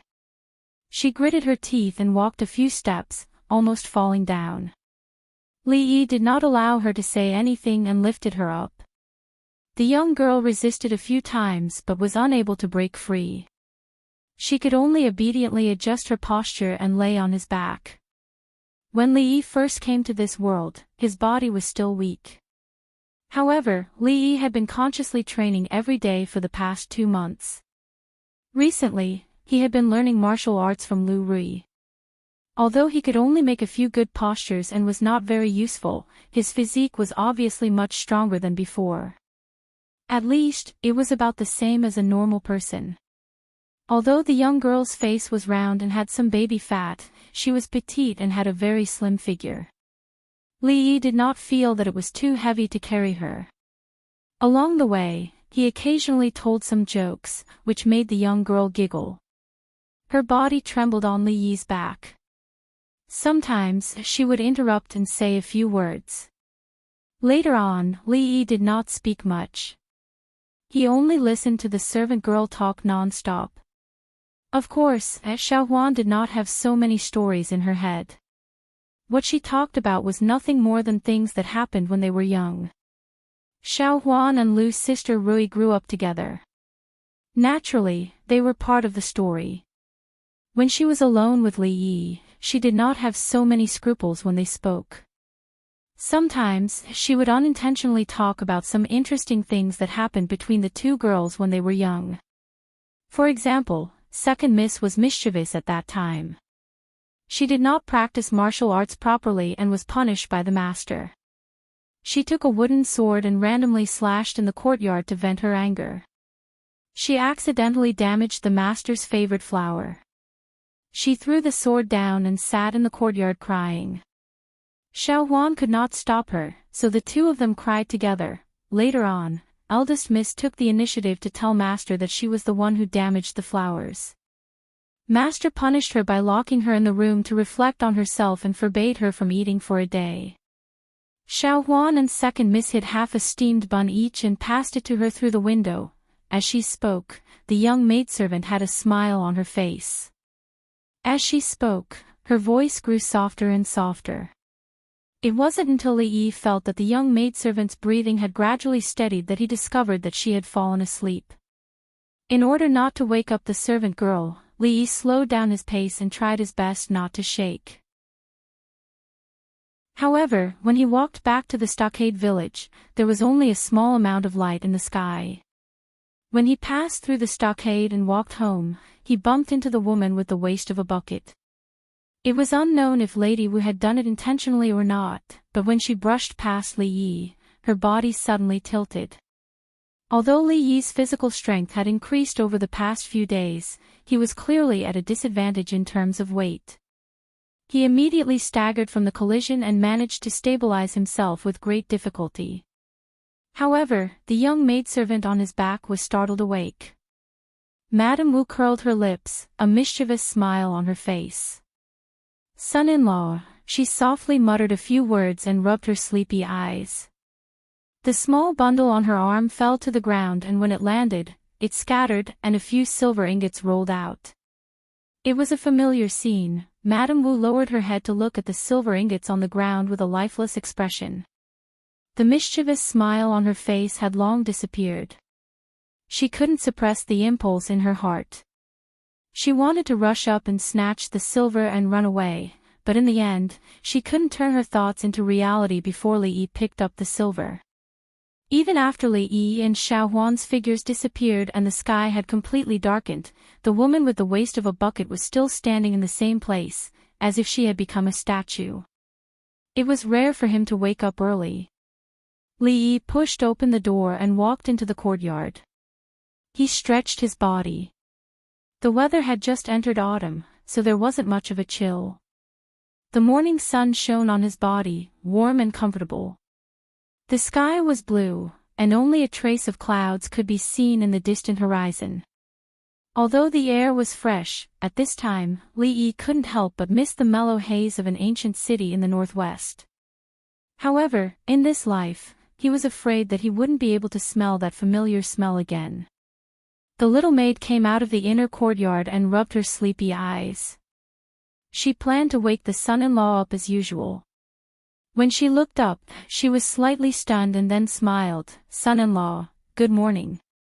Standing in the courtyard, she watched the son-in-law slowly do a strange action, which didn't look like a martial arts move. After a while, the little maid went to the kitchen to prepare breakfast. Li Yi continued to do Tai Chi slowly, sorting out some things in his mind. The problem of the shop could now be solved. He could first release a small batch of floral dew and see the reaction of the market. As for the factory, it was time to start the construction. These things could be left to Fong and others. Li Yi couldn't intervene in the construction of the house, but the site had to be close to the water source. The layout of the room also needed to be discussed with Fong in advance. Other things couldn't be rushed for the time being. The road had to be taken step by step. Fortunately, although the process was a little tortuous, it had been developing. The only thing that made him a little regretful these days was another thing. He originally thought that under the blessing of the protagonist's halo, it would be easy for him to practice martial arts and advance by leaps and bounds. It wouldn't take long for him to become the world's #1 martial arts master. With a wave of his hand, he could destroy strong enemies and become the man with the highest martial arts value in the family. This goal seemed to have been achieved. In short, it was the kind of very, very powerful. However, the reality was cruel. The dream of becoming a top master would probably never be realized. These days, he could only put on an empty stance. He learned the moves very fast, but there was no lethality. As for the so-called internal force and genuine qi, he didn't feel it at all. In the words of Lu Rui, his aptitude was too mediocre. Even if he worked hard, he wouldn't have much success in martial arts in this life. It would be the best if he could become a second-rate master. The hidden meaning of this sentence was that even if Li Yi practiced martial arts for a lifetime, he wouldn't be her opponent. In the future, he shouldn't dream of surpassing her. For martial arts, Li Yi was more of a childhood obsession. It didn't matter if he couldn't become a martial arts master. He would be very satisfied if he could become a martial arts master. Lu Rui and the others started practicing martial arts when they were young. They didn't know how much hardship they had suffered in the process to have their current strength. This kind of hardship, Li Yi might not be able to bear. In comparison, practicing Tai Chi when there was nothing to do could not only strengthen the body but also nourish the mind. It was obviously much easier. Before he finished a set of moves, Lu Rui came in from the front door. She would go outside to practice martial arts every morning. She glanced at Li Yi and saw him doing those strange moves. She imitated him and then shook her head and went back to her room to take a bath. "Husband, what are you doing?" After finishing the last move, a sweet voice came from behind. Li Yi turned around and saw a beautiful woman in a plain dress standing there. The dress was fluttering in the morning wind. The sun shone through her hair, illuminating the entire courtyard. Chapter 79. Even though they saw each other every day, Li Yi was still amazed by Lu Rui's beauty every time he saw her. She was as beautiful as the top actresses in the future. It was not an exaggeration to use more words to praise her beauty. In the Willow Leaf Village, even the naughty children who hadn't even grown up knew that they would marry a wife as beautiful as Sister Rui when they grew up, which showed how attractive she was to men. It had to be said that the old Lu family's genes were so good that they had no friends. Their daughters were each more beautiful than the other. Although Li Yi had never seen Lu Rui and her sister's parents, who were his in-laws in name, he knew that the two of them were definitely not bad-looking. Sometimes, Li Yi would even think that it was a blessing from God to make up for his accidental time travel. Was the beautiful woman in front of him really his wife? Although they hadn't had sex yet, they had bowed to heaven and earth. Even though Li Yi was still a single dog, in fact, he didn't belong to this species anymore. He looked up at her and said with a smile, "This is called Tai Chi. When I was a child, I passed by an old Taoist in the village and taught me. He said that practicing Tai Chi could cultivate one's mind, strengthen one's body, and make one live to 100 years old. Do you want to learn it, my wife?" Lu Rui smiled and said, "My husband, you must be joking. Although Taoism is good at maintaining one's health, how many people have been able to live for more than 100 years since ancient times? In the stronghold, those who can live to 60 or 70 years old are already very rare. Even for martial artists like me, who have a slightly longer lifespan, living to that age is already considered very fortunate. How could I dare to hope to live to 100 years old?" Li Yi knew that what Lu Rui said was the truth. In this day and age, the medical level was extremely low. A common diarrhea or fever could kill people. The lack of hygiene awareness also made them more likely to get sick. The poor people couldn't even afford to see a doctor. If they could live to 40 or 50 years old, they would be lucky. It seemed like there was a need to teach those naughty children about hygiene. In the future, if anyone dared to urinate or defecate anywhere in the stockade village, the tools used to commit the crime would be confiscated. Lu Rui shook her head and thought that Li Yi was going to say something later. She changed the topic and said, "I've made a suit of clothes for you these days. Try it on and see if it fits you." Li Yi was slightly taken aback and was extremely surprised. Lu Rui actually made clothes for him. These days, although the two of them got along much better than before, it was not to this extent. Previously, when Lu Rui was teaching him martial arts, she was watching from the side and occasionally came up to give a few pointers, and when Li Yi was telling the story of the legend of the Condor heroes to Lu Rui and Xiao Huan, she would also quietly listen from the side, and after Li Yi was done, she would give a few comments. For example, inner strength is actually not that powerful, the martial arts in the book, compared to reality, are a little exaggerated, and so on, but obviously, she still liked listening to the stories that Li Yi told her. Li Yi would occasionally think about who was more powerful between the two sisters. He thought that it should be Rui, but it was not certain. If they were to fight, who would win? However, this thought had not been proven yet. But Rui was the older sister, so she should be more powerful, right? It was strange that the two sisters were born of the same mother, but their personalities were so different. Rui was always cold and unapproachable, and anyone who looked at her would look like they were going to pull out a sword to kill someone. On the other hand, Rui, other than being more powerful in martial arts, was more like a lady from a wealthy family. She was gentle and elegant, and would definitely be a good wife and mother in the future.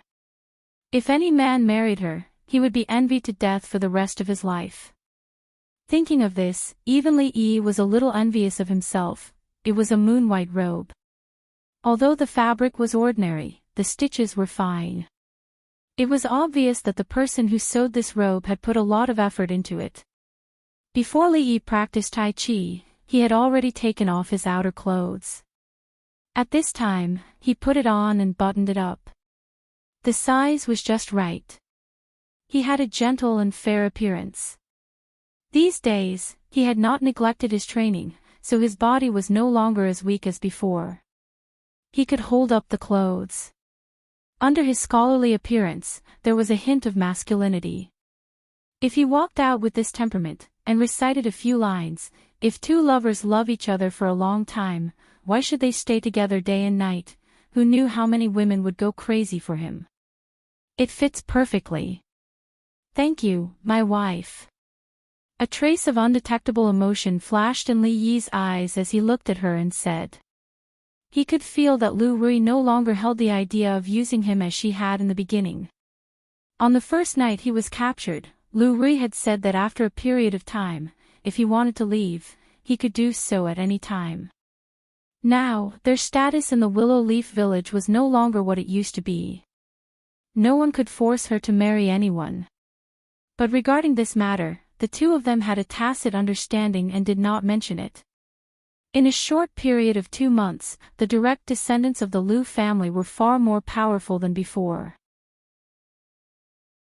Even when Fang and the others faced the direct descendants, they could straighten their backs and speak loudly.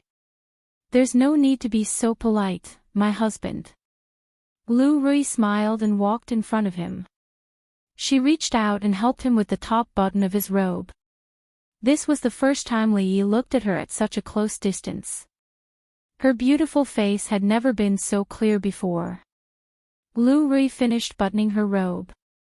When she raised her head, the two of them looked into each other's eyes without any preparation. They saw their own reflections in each other's eyes. The expression on Rui's pretty face froze. She suddenly remembered the scene of Xiao Huan happily reciting Li Yi's poem in front of her. Thinking of what the little servant girl said yesterday, her pretty face blushed slightly and she immediately averted her gaze. Son-in-law, miss, time to eat, the little servant girl walked out of the kitchen. When she saw the two figures in the courtyard, a puzzled expression suddenly appeared on her pretty face. Son-in-law and miss, what were they doing there? Miss's face, why was it so red? When Li Yi was in the Willow Leaf Village, he was basically isolated from the outside world. Naturally, he did not know what was happening in Qing and Prefecture. On the day before the Mid-Autumn Poetry Meet, after a small-scale poetry meet, there were 2 Mid-Autumn Festival poems that spread at an astonishing speed. The Mid-Autumn Festival poem that was on the same level as the previous year's poetry meet quickly spread through the brothels and became known to even more people. And the Mid-Autumn Festival poem called Drinking Alone Under the Moon stunned even more people. Who knew how many scholars recited raising a cup to invite the bright moon, facing the shadows to form 3 people, while drinking and singing. They praised this poem as the first Mid-Autumn Festival poem in history. Of course, many of the talented women were more fond of the Mid-Autumn Festival poem called Remembering Your Charming Charm. In their hearts, they felt a bit of admiration for the scholar who had yet to reveal his name. Who knew how many people hoped that the nameless scholar would appear at the Mid-Autumn Festival poetry meet today and fight for the title of the #1 scholar with Yang Yanzhou and Xin Zhao. And in the hearts of those who loved that poem, that person's poetic talent had long surpassed Yang Yanzhou and Xin Zhao. After hearing that that person was actually related to the Yuning Poetry Society, within a day, the doorstep of the Poetry Society was almost trampled to pieces. Of course, regarding all of this, Li Yi was completely unaware. When he was in the kitchen preparing tonight's mid-autumn feast, he sneezed a few times and couldn't help but worry. Could it be that he caught a cold last night and caught a cold? Chapter 80. The Mid-Autumn Festival had always been a very elegant festival since ancient times. An incense burner table was set up in the courtyard, and on it were some fruits, pastries, mooncakes, snacks, and the like. 3 cups of light wine and 2 plates of side dishes would be gathered with the family, and they would toast to the moon. However, any kind of elegant atmosphere would always be destroyed when it came to Fong and the others. Even if it was as elegant as the Mid-Autumn Festival, it would also become unbearably vulgar. The sky was not dark yet, and a huge shed had been set up in the open space in front of Fong's house. Inside the shed, a huge pot was bubbling with hot steam. Fong stood on the table next to it, waving a huge spatula in his hand and stirring it with all his might. Inside the pot was half a fan of fresh pork that they had just bought today, and some spare ribs. The fragrance of the meat permeated the air, and it could be smelled from afar. Originally, they had planned to buy a whole pig, but after asking the price, Fong and the others discussed it, and they still bought half a fan of pork together. They had just gotten out of poverty, and they wanted to save as much as possible.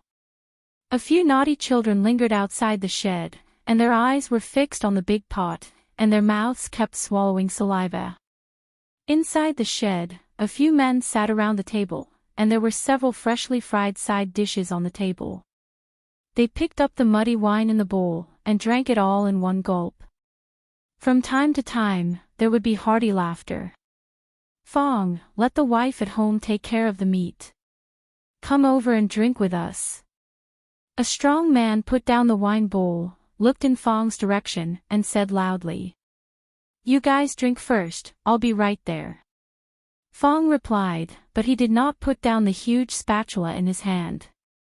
A trace of doubt appeared on the man's face, and he muttered to himself, "What's wrong with Fong today? He usually runs faster than anyone else when he drinks, but he hasn't touched a single drop of wine today." A little further away, Fong wiped the sweat from his forehead, and he made up his mind that he would not go there tonight even if he died. Last time, he drank a bowl of wine from his son-in-law, and it made him lie in bed for a whole day. When he woke up, his head was so painful that it felt like it was going to explode. Thinking of that feeling, even though Fong was a man of indomitable spirit, he could not help but feel a little scared.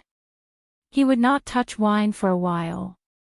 After a while, seeing that the meat in the pot was almost done cooking, old Fong waved his hand and called for everyone to come over. He filled everyone's bowl with a full bowl of meat soup, and naturally, there was no lack of meat. When he turned around and saw a few naughty kids pacing back and forth outside, he called out to them from afar and waved them in. Every naughty kid got a bowl of soup. Although these children were the direct descendants of the Liu family, the grievances between the adults had nothing to do with the children. Fong was still very clear about this point. The few naughty children did not have time to say thank you when they got the benefits. They picked up the bowls and ran to the side. The boiling hot meat soup made them suck in air. They stretched out their dirty claws and took out a bone that had been cooked to crisp from the bowl. After tearing off the shredded meat on it, they ate it, and even bit the bone to swallow it. These days, no family had a good time. Even the direct descendants of the Liu family could not eat meat whenever they wanted. In today's village, only the Li Yi family, Fong, and the others could live such a comfortable life. The candied haw's business had long been stabilized, and there was a lot of income every day. Although Fong and the others did not eat so extravagantly, it was a bit unreasonable if they did not reward themselves during the festival. The Willow Leaf village was not small, but it was not too big either. The shed was open, and there was such a big pot of meat being cooked. The smell could almost fill the entire village.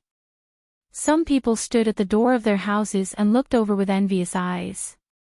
They could not help but gulp when they smelled the smell of the meat. Among these people, there was no lack of direct descendants of the Lu family. Do you think we should apologize to Rui and the others? Looking at the bustling scene as if it was New Year's Eve, a middle-aged man turned to look at another man beside him and said hesitantly, "Apologize for what?" The man was stunned and asked, "We have been too harsh to them in the past." The middle-aged man said with a complicated expression, "We are all uncles. You can put your face down, but I can't." The man's expression changed and immediately said, "Face is nothing. Look at the Fong family now. They have meat to eat and wine to drink. Their lives are much better than ours." The expression on the middle-aged man's face was very envious. He continued, "I've asked around. Their candied haws business has a daily income. That's a lot of money. If we can also sell candied haws." Recently, the most uncomfortable thing for the Lu family was to find that the people they had never looked at before were all living better lives than them. They could drink big bowls of wine and eat big mouthfuls of meat, while they could not even drink soup. As for comparing with Lu Rui and the others, these people had never thought about it. According to Madame Wu, every time Rui's son-in-law came back, he would bring a few hundred taels of silver with him. Those silver ingots were as big as a fish. It's not like you don't know that the secret recipe of the candied haws is in their hands. Now in the prefectural city, those people only recognize them for the candied haws business. "We can't get involved at all, unless they agree. If Rui agrees, it will work. I'm not going to ask you to beg her." After saying this, the man flicked his sleeves and left. The middle-aged man stood there and sighed. He murmured, "I really can't bring myself to do this.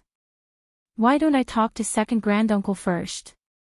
Second granduncle's words, Rui should listen to him. He stood there in a daze for a long time. Just as he was about to turn around and go home, he suddenly saw the man come out of the house with something in his arms and hurriedly walk forward. "Where are you going?" the middle-aged man asked casually. "It's not easy for Rui and her sister all these years. There are still a dozen eggs left at home.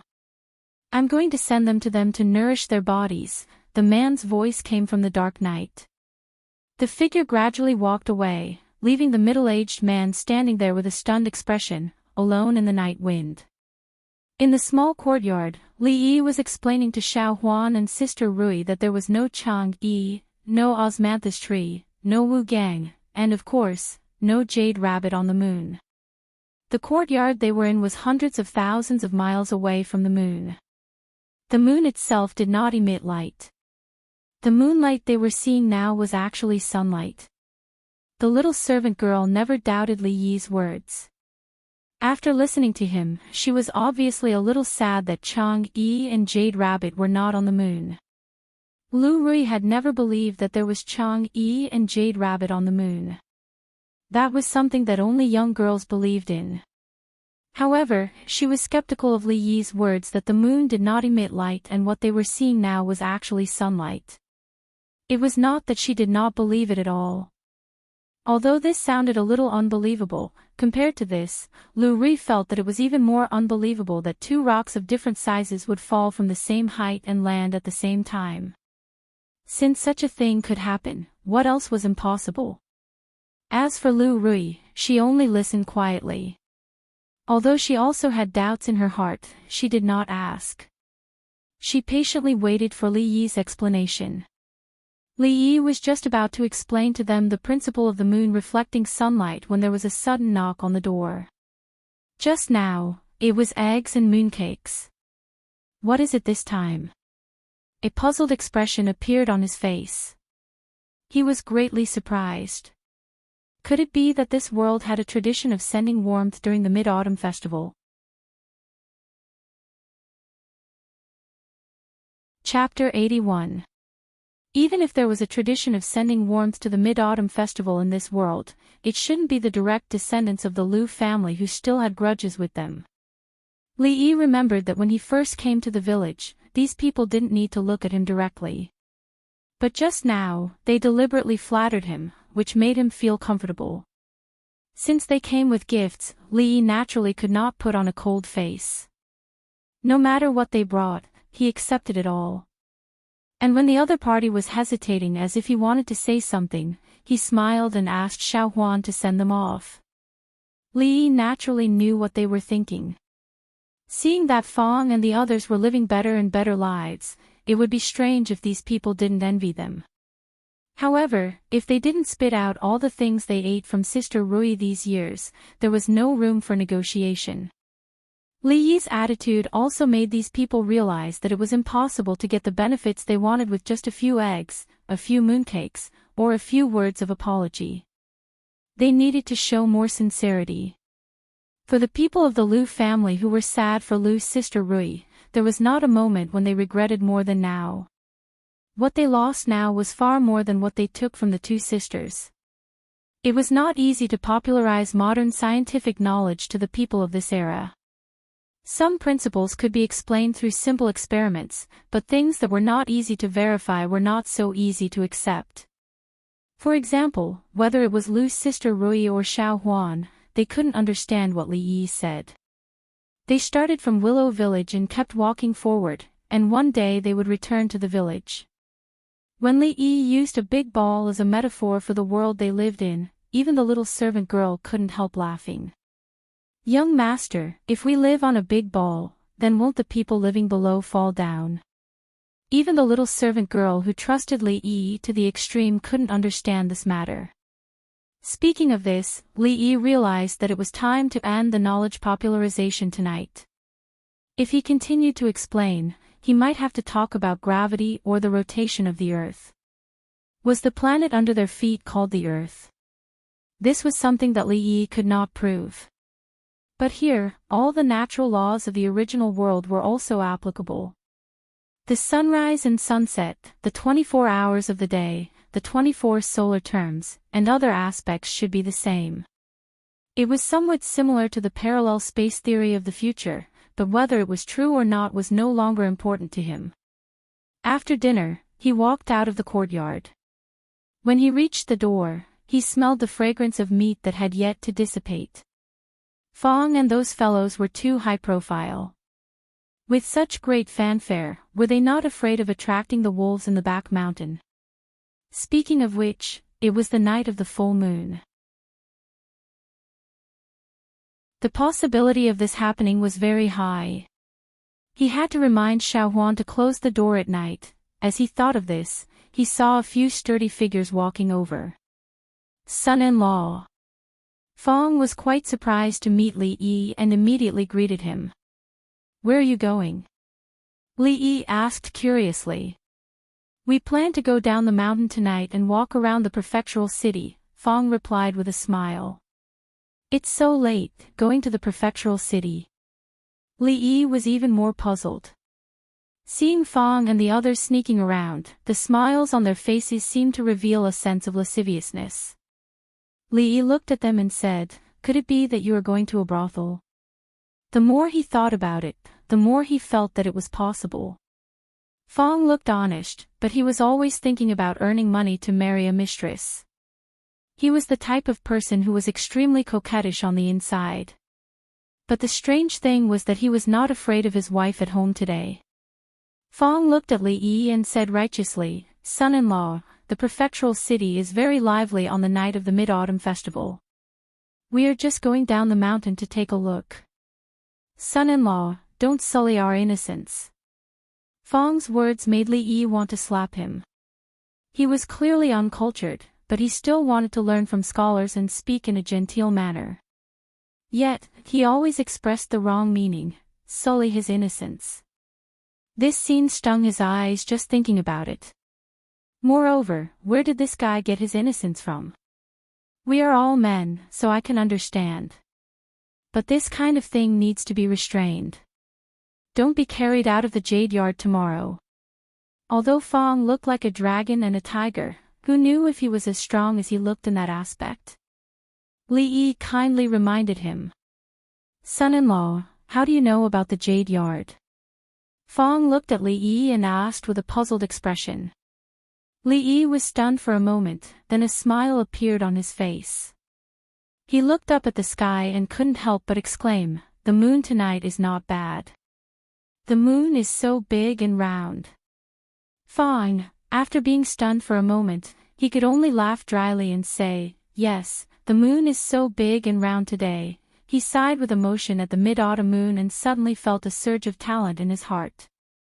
He almost wanted to recite a poem, but Fong stopped himself in time. He turned to look at Li Yi and said, "Son-in-law, do you want to go down with us to take a look? The busiest days of the year in the prefectural city are the mid-autumn and the upper prime period. Don't worry, if you want to go to the Jade Yard, we will definitely not tell eldest miss when we come back."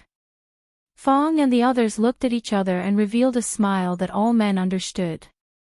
To be honest, Li Yi was really moved by Fong's words. In this era, one couldn't watch TV or watch movies, or even play with mobile phones. There was really no entertainment to pass the time. It was even more so in the stockade outside the prefectural city. After dark, people could only go to bed early. Li Yi was very curious about what the nightlife of the people in the city was like. On account of old Fong's sincere invitation, he reluctantly accompanied them for a stroll. Of course, it was fine to go to the Jade Yard. It was the first time in 2 lifetimes, and he couldn't give it away so carelessly. Moreover, he and Sing Zumo were considered acquaintances. If he ran into her, how awkward would it be? He could consider going to other brothels. Under the condition of keeping his bottom line, he could properly experience the ancient culture. Going out with Fong and the others in the middle of the night, his sense of security suddenly increased a lot. He was about to go back and say hello to Lu Rui and the others, but when he turned around, he found that the woman with the sword was leaning against a willow tree behind him, looking at them with interest. "Hello, second miss." Fong had an extremely simple and honest expression on his face. He greeted Lu Rui, but there was a trace of an imperceptible smirk at the corner of his mouth. Seeing his sister-in-law behind him, Li Yi suddenly had a few black lines on his face. He had actually been tricked by this idiot Fong. He must have remembered that he had been beaten up by his sister-in-law 2 times before. He had already seen Lu Rui just now and deliberately said those words to lure him. Was this still the F*King simple and honest Fong? Chapter 82. After seeing the Qing and prefecture city on the night of the Mid-Autumn Festival, Li Yi finally understood that Fong was right. Before this, he had never thought that the nightlife of the ancient people could be so rich. The streets of the Qing and prefecture city were as lively as the extremely prosperous night markets of the later generations. The entire street was brightly lit, and the main street, which was several feet wide, was unusually crowded. It was difficult for carriages and horses to move. There was an endless stream of pedestrians, and hawkers with their shoulders on their shoulders came and went. All kinds of hawking sounds could be heard. After walking for a short distance, Li Yi already saw a few hawkers selling candied haws. Their business was unusually good. If Fong and the others saw this, they would probably die of heartache. Tonight's business was probably equivalent to 10 days or half a month's worth of business. Thinking of Fong, Li Yi couldn't help but feel a few black lines appear on his face. Men become bad when they become rich. This saying was used in both ancient and modern times. Now that Fong's wallet was bulging, even his personality had changed a lot. Who knew where the honest man who couldn't bear to eat the pheasant he hunted and wanted to give it to Lu's sister Rui had gone? In such a short period of time, he had become a sinister, cunning, and shameless person. Li Yi turned to look at Rui, who was following him and looking at the night market with interest. In his heart, he had already made up his mind to let Fong do the most difficult and tiring work for a period of time in the future. If it wasn't for Fong, the current him would probably be free and unfettered. Perhaps he could really go to a brothel and experience the splendid culture of the ancient times. Of course, this was just an assumption. Although it was a little exciting to bring his sister-in-law to a brothel, before this, Li Yi couldn't guarantee that Lu Rui wouldn't put his sword in a wrong place. Fong and the others were clever. The moment they entered the prefecture city, they found an excuse to slip away, leaving this big trouble to Li Yi.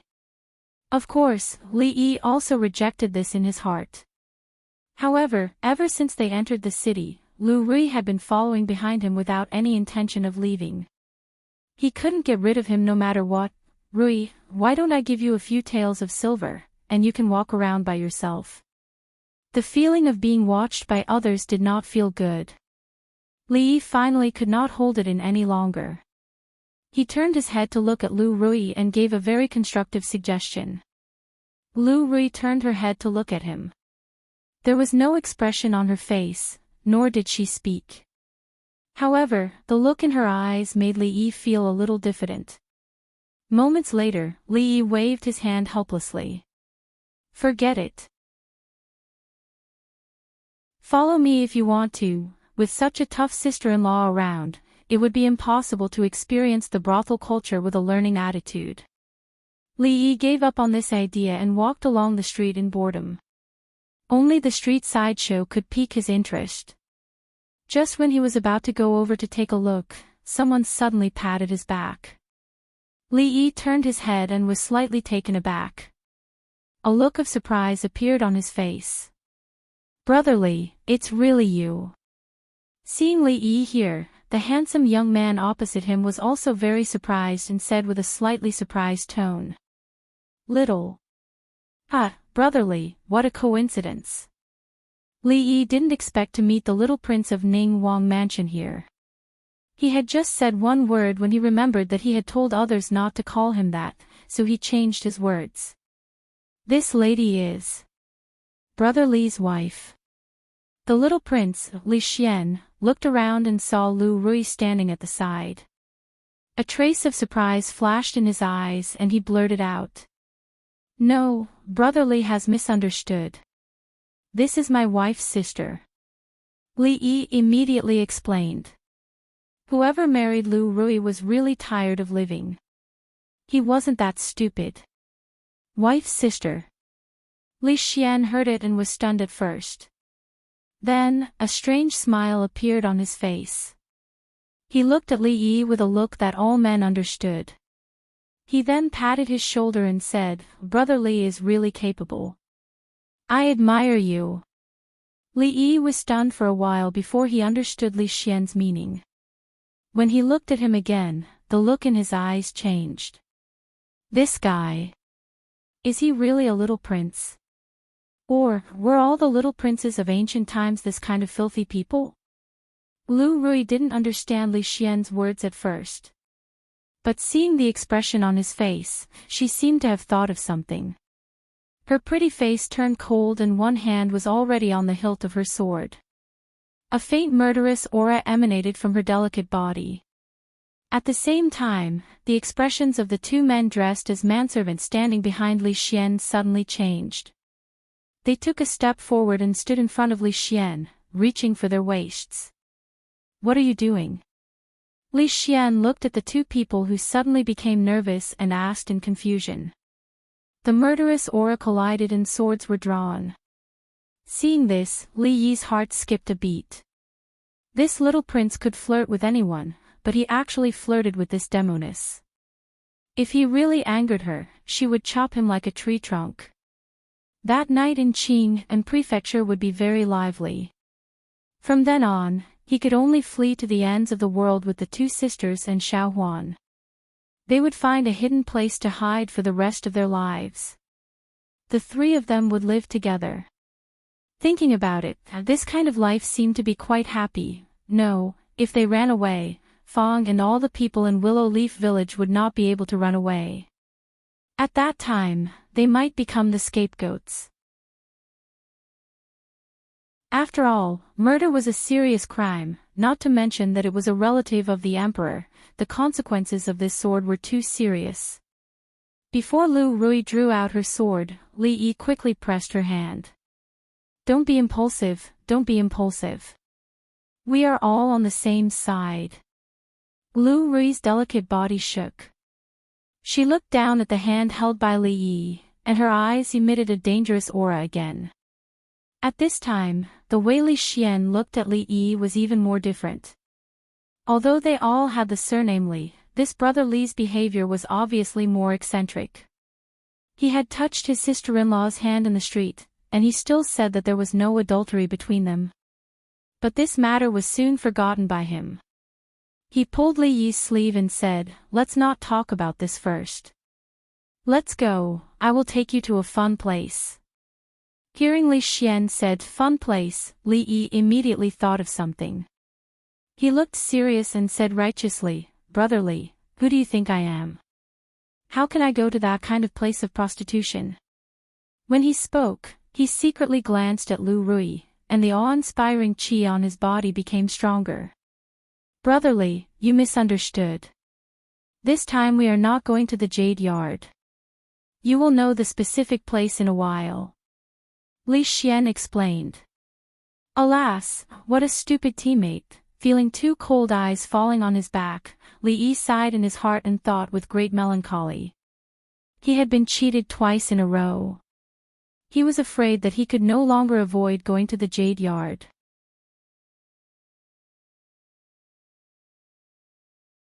Chapter 83. The lights that lit up the entire night reflected the extreme prosperity of the prefectural city on the night of mid-autumn. No matter where one went, there was a bustling and noisy atmosphere. Somewhere in the bustling area of the city, there was a vast and luxurious manor. Scholars and scholars with feather fans and silk handkerchiefs floated in the wind. As they chatted and laughed, new poems flowed out. After a few paper rafts were sent out, not long after, there were professional singers in the garden. Very quickly, they would sing the poem in a mellow voice and leave it for everyone to judge. On the opposite side, there were all women. They were all the daughters of the large families in the prefectural city. Occasionally, they would sneak a glance across and cover their handkerchiefs with a light smile. They would sneak a glance at the scholars they liked. If a paper raft with a poem was sent over, a few of them would gather together and comment on it. As the daughters of families with a bit of status in the city, they generally knew a bit of poetry. At this time, in a pavilion in a remote corner of the garden, the atmosphere was slightly cold. A young girl of 16 or 17 sat at a stone table in the pavilion with one hand propping up her chin. She looked at the figures coming and going in front of her. Her expression was a bit bored. After a while, she turned her head and said to the women in the pavilion, "This mid-autumn poetry meet is not fun at all." Hearing this, the women looked at each other speechlessly. Today, this garden was hosting the mid-autumn poetry meet, not the mid-autumn temple fair. Even if they randomly stopped anyone on the road, they could be a famous scholar in Qing and prefecture. Everyone was here to exchange pointers and make friends through literature, not to have fun. If a scholar was not famous enough, he wouldn't even have the right to participate in the poetry meet. This invitation from the Yunying Poetry Society had been obtained after many twists and turns. "Sister Yunro, is the scholar you were talking about coming tonight?" The young girl who spoke was not a member of the Yunying Poetry Society. She had only asked Zhao Yunru to bring her to watch because there was an extra invitation. However, reality was different from what she had imagined. This mid-autumn poetry meet was not as fun as she had imagined. She asked Zhao Yunru, still thinking about a certain scholar that her sisters could not forget. Zhao Yunru shook her head with a bitter smile. They never had much hope that they would be able to see Li Yi from the Immortal Magpie Bridge here. Participating in this kind of poetry gathering was probably just an opportunity to broaden their horizons. As expected, the young master from yesterday did not come today, one of the young girls in the pavilion said. Putting aside the scholar who only existed in legends, the nameless scholar who had helped them qualify for the poetry meet yesterday was not seen either. That young master must really be indifferent to fame and fortune. He didn't even accept the invitation yesterday. It seems that he has no interest in this poetry meet, Wanruoching said after thinking for a while. Until now, she still felt a little regretful that she had forgotten to ask for the young master's name yesterday. With the other's talent in poetry, he was definitely not a nameless person in Qing and Fu. However, after Wanruoching investigated each and every one of the scholars who were worthy of that level of talent, she still did not find any. He was likely of Immortal Magpie Bridge. He had only left behind poems, but he was nowhere to be seen. This caused countless scholars to daydream. If he could come, perhaps things would not be so boring right now. At least in name, he was still a member of the Yunying Poetry Society. In today's poetry meet, the position of the Yunying Poetry Society was actually quite awkward. Even though they all had the reputation of being talented, there was still a large gap between them and the upper-class scholars. They had no way of fitting into their circle. Even the prefectural magistrate of Qing and prefecture would make a brief appearance at the poetry meet, much less the first and second scholars. In the past, they would never have had the chance to interact with these people. Even the most famous of them all, Wanruoching, only had the reputation of being a talented woman in a small circle. Tonight's Mid-Autumn Poetry Meet was of a much higher standard. Even their seats were arranged to be in such a remote place. And in the center of the garden was a waterside pavilion. Many famous scholars gathered there. This was the true heart of the poetry meet. All the masterpieces that appeared in the poetry meet would eventually be gathered here. The people who commented here were all extremely important scholars, or people of virtue and prestige, or people of high status. Of course, the poetry meet did not only consist of reciting poems. Singers and dancers could be seen everywhere. Their voices were melodious, and their movements were moving. Most of what they sang was the work that had appeared tonight. If there was a good piece, it would quickly be sent out of the garden. Before long, people in the brothels of the city would receive the news and sing out the new work. Ordinary scholars who did not have the right to enter the meet would mostly gather at such a place. They would not miss out on the works of the meet. Poetry meets of all sizes were not rare in the prefectural city tonight. If there were a few outstanding works, they could be sent to the garden to be judged alongside the works of the scholars. Of course, a masterpiece of this level was extremely rare and hard to come by every year. An elegant atmosphere spread throughout the city. At this time, the Mid-Autumn Poetry Meet was already halfway through. Qin Yang's performance tonight was average. Even though it was average, there was not much that stood out. It is indeed surprising. Husband Qin's Mid-Autumn Poetry is not bad. Last year, it was in the top 10. I'm afraid it will be difficult to make it today. Chen Yui's poem is not bad. The idea is new and unexpected. It can be considered a rare piece of work. Not bad. With his standard in the past, to be able to write a poem of this level is already very rare. In the middle of the waterside pavilion, in a much wider pavilion, a few scholars were evaluating the poems of the night. They were all scholars that were well known in Qing and prefecture. Although their opinions did not represent authority, they still had great value as a reference. Beside them, a slender figure leaned against the railing by the water. He held a wine cup in his hand and raised his head to look at the bright moon in the sky. He drank the wine in the cup in one gulp. He couldn't help but murmur, "I raise my cup to invite the bright moon, the shadow becomes 3 people. What's wrong with Brother Yanzhou today? Why isn't he saying anything?" One of the scholars raised his head and looked in a certain direction. A trace of confusion flashed across his face. The other was publicly recognized as the #1 scholar of Qing'an. His poetry was flourishing, and few could compare. Other than Shen Zhao, who could compete with him for the title of champion of the meet, there was no one else who could rival him. Even Shen Zhao could not compare to Yang Yanzhou in terms of mid-autumn poetry. Although he had not yet produced a poem, he had more or less secured the title of champion. But looking at it now, he did not seem to be in high spirits.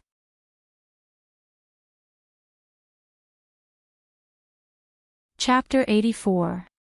Of course, these people did not know that after seeing the two poems that had spread like wildfire through the prefectural city yesterday, Yang Yanzhou did not have much anticipation for today's poetry conference.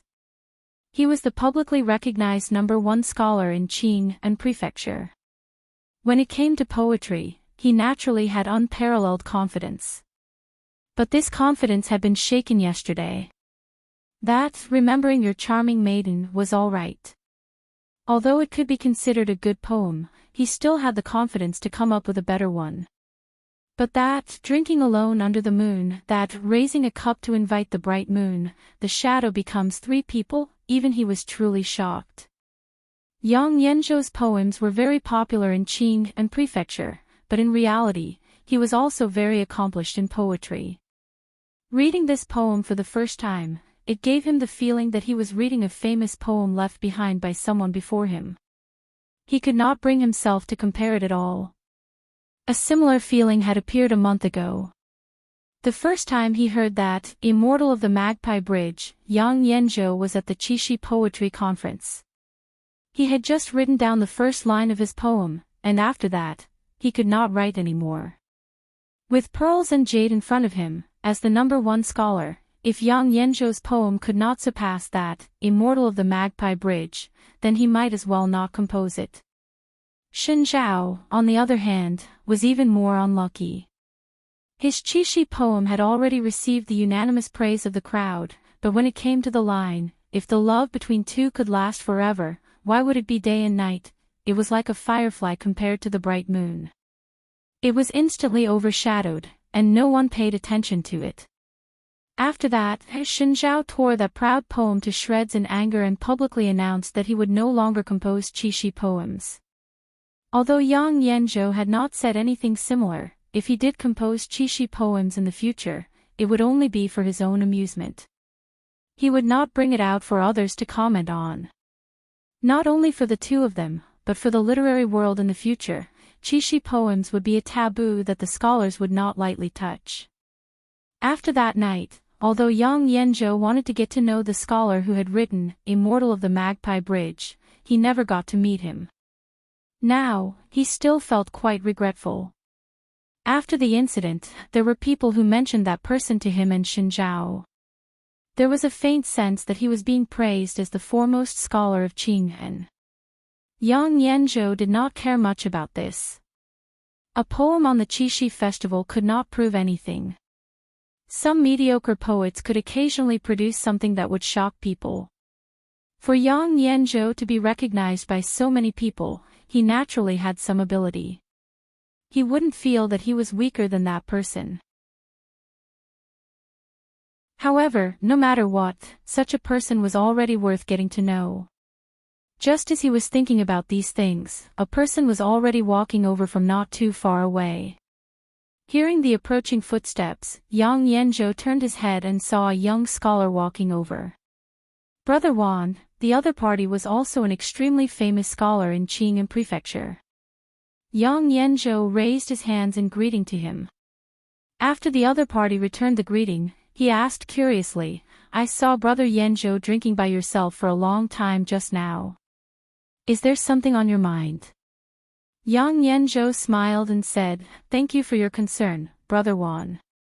Yanzhou has nothing on my mind.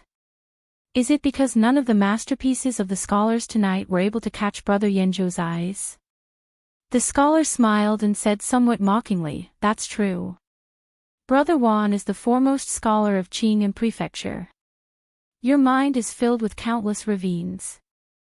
I'm afraid the works that we are proud of, in your eyes, are extremely mediocre." Yang Yanzhou knew that he was teasing him. Hearing this, he only smiled and didn't speak. At this time, the scholar opened his mouth again and said, "Yesterday's, Drinking Alone Under the Moon, and Remembering Your Charm, Brother Yanzhou, have you heard of them?" Hearing this, Yang Yanzhou nodded and said, "Today, the entire Qing and Prefecture is discussing this matter. How could I not know such masterpieces?" This is also the first time I've heard of the Union Poetry Society. I didn't know that there were so many hidden talents in such a small poetry society. I heard that the talented women of the Union Poetry Society are also here. Brother Yenjo, do you want to come with me to pay a visit? The scholar looked at him and smiled. I've heard that these two poems weren't written by women. But since they are related to the Union Poetry Society, let's go together. Yang Yenjo nodded. The two of them laughed and chatted as they walked out of the water pavilion in the middle and walked in a certain direction. Look, isn't that's Master Yang, he's walking over here. Ah, he's the foremost scholar of Qingham Prefecture, Yang Yenjo. He's coming. Is Master Yang coming to our place? Yang Yenjo's name was extremely famous in Qingham Prefecture. As the person with the most attention tonight, no matter where he went, he was destined to be the focus of everyone's attention. Tonight, he hadn't written a poem yet. Who knew how many people's gazes were on him? Especially those women who admired his talent. Their beautiful eyes lit up, and they paid attention to his every move at all times. It immediately caused quite a bit of an uproar. In the pavilion in the corner, the women of the Union Poetry Society passed around the excellent works that had been circulated tonight.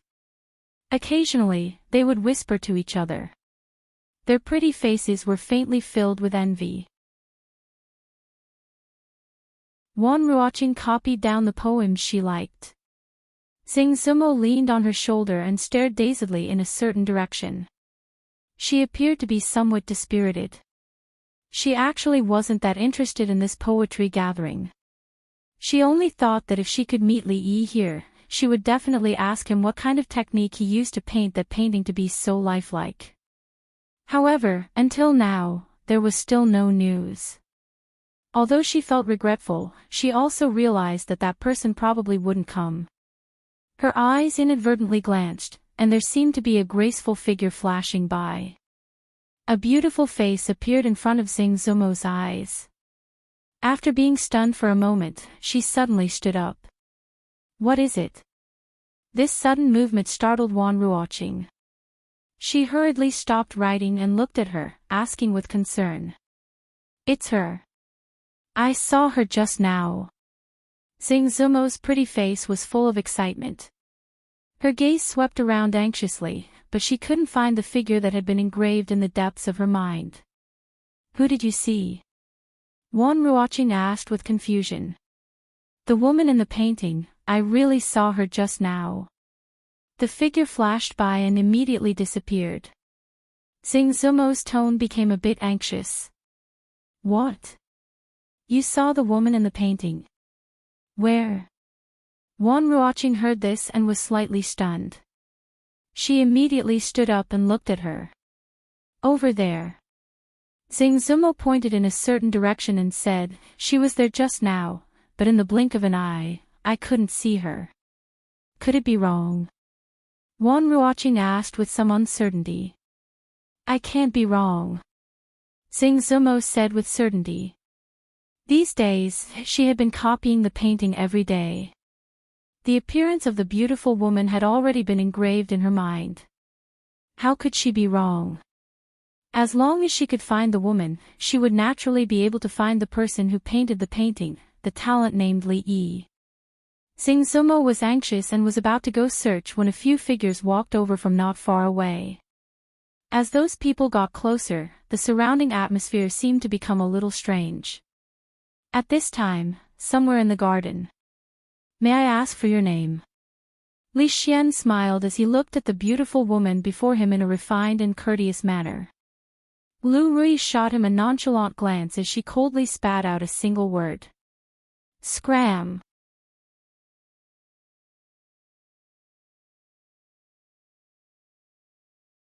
Chapter 85.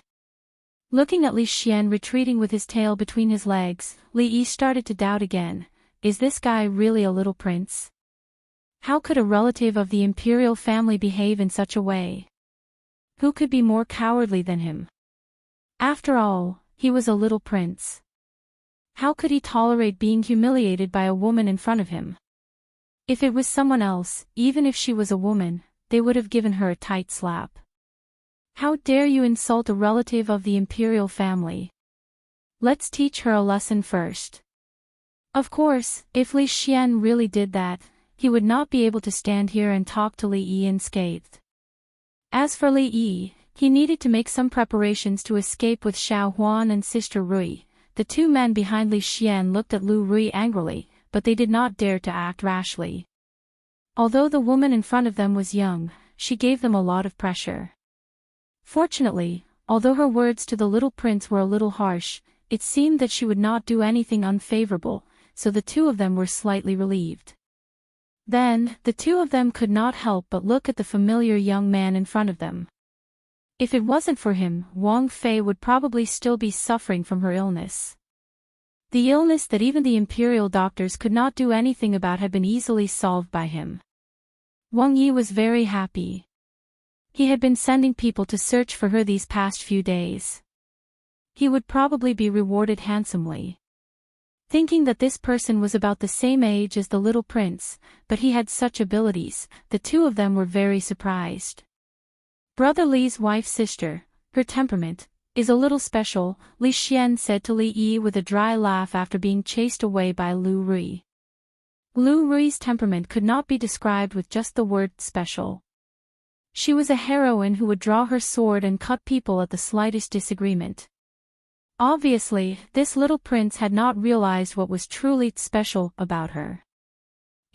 So this is the fun place that Brother Li mentioned. Li Yi smiled awkwardly and changed the topic. Only now did she realize that the place Li Xian was talking about wasn't a brothel. She was a little disappointed. The atmosphere in the garden looked very elegant. There were scholars and beautiful women, dancers and singers, and people who recited poems and admired the moon. It was very lively. Upon hearing this, Li Xian waved his hand and said, "Calling me Brother Li sounds too distant. I owe you a favor, so you don't need to care about these formalities. You and I can just call each other by name." Although this little prince looked very unreliable, his temperament and nature were very much to Li Yi's liking. If the other party really put on airs in front of him as a little prince, Li Yi would not be too close to him. After all, although he lived in ancient times, he had lived in the 21st century for a long time. He still had some conflict with the ancient concept of hierarchy. Although when in Rome, do as the Romans do, in front of people of the same age, Li Yi did not want to always appear inferior. It was better to try his best to avoid interacting with these so-called big shots. A small willow leaf village was enough for him to deal with. Li Xian patted his shoulder and said, "You might not know this, but this year's Mid-Autumn Poetry Meet will be held in Mianxiu Garden. You can randomly point to anyone and they will be famous scholars. Those talented girls in the prefectural city, or the ladies from the noble families who admire their talent and learning will all be here. Even a few famous prostitutes from the brothels have been invited. If they can write a good poem and suppress the first and second scholars, maybe they will also be favored by them." A dream in a spring night, Li Xian talked non-stop on the side. The dignified little prince of Ning Wang Fu was talking about these things with a serious face. Those who didn't know would think that the two of them were discussing poetry. At the very least, Li Yi could see a few women walking past them. Their gazes lingered on them for a long time, and when they walked past them, they would even turn around to look at them.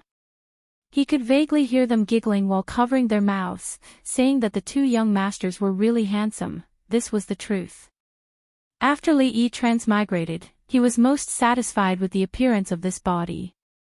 No matter how he looked at it, it was extremely handsome. Otherwise, Lu Rui would not have fallen for him at first sight, right?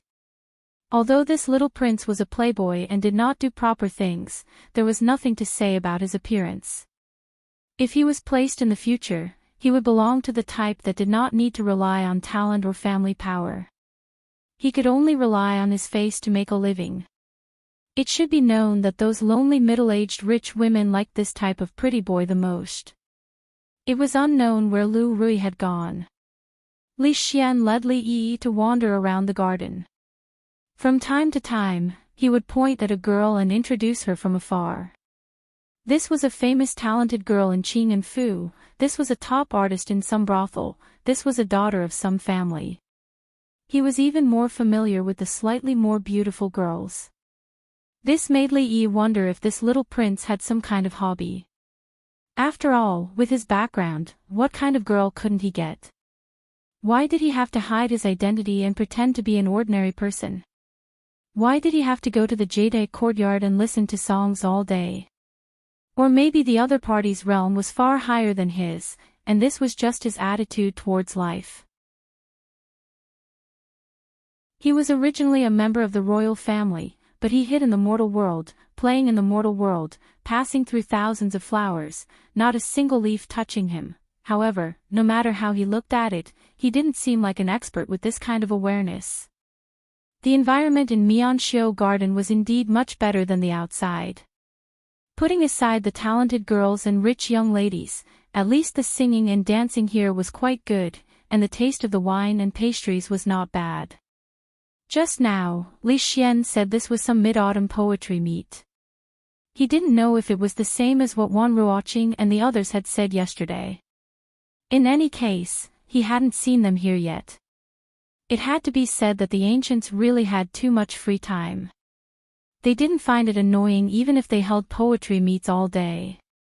However, he didn't see how much they cared about industry. It was meaningless to do these things. Just as the two of them were walking toward the most lively water pavilion, in another remote corner of the garden, Wan Ruoqing and a few women from the Yunning Poetry Society stood up. Xing Zumo, who had wanted to find the girl in the painting, had to stop as well. A few figures walked over from the front and blocked her path. "Are you the talented girls from the Yunning Poetry Society?" The young man walking in front clasped his hands at them and said with a smile.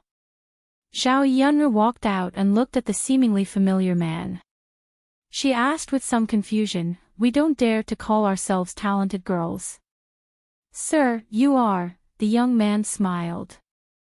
When he opened his mouth again, a voice traveled over. "This one is Shen Zhao."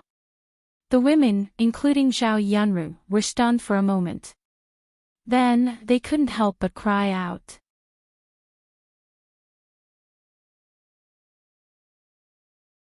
Chapter 86. The name of Shen Zhao was not unfamiliar to Zhao Yunru and the women of the Yunning Poetry Society. He was a renowned talent in Qing and Prefecture. Although he had always been suppressed by Yang Yanzhou and could only be number 2 for 1,000 years, in the eyes of others, his talent was still boundlessly high. The girls covered their mouths and exclaimed softly. Although they were known as talented women, Shen Zhao and Yang Yanzhou were still existences that they had to look up to in their hearts. To a certain extent, they were no different from those girls who admired their talents.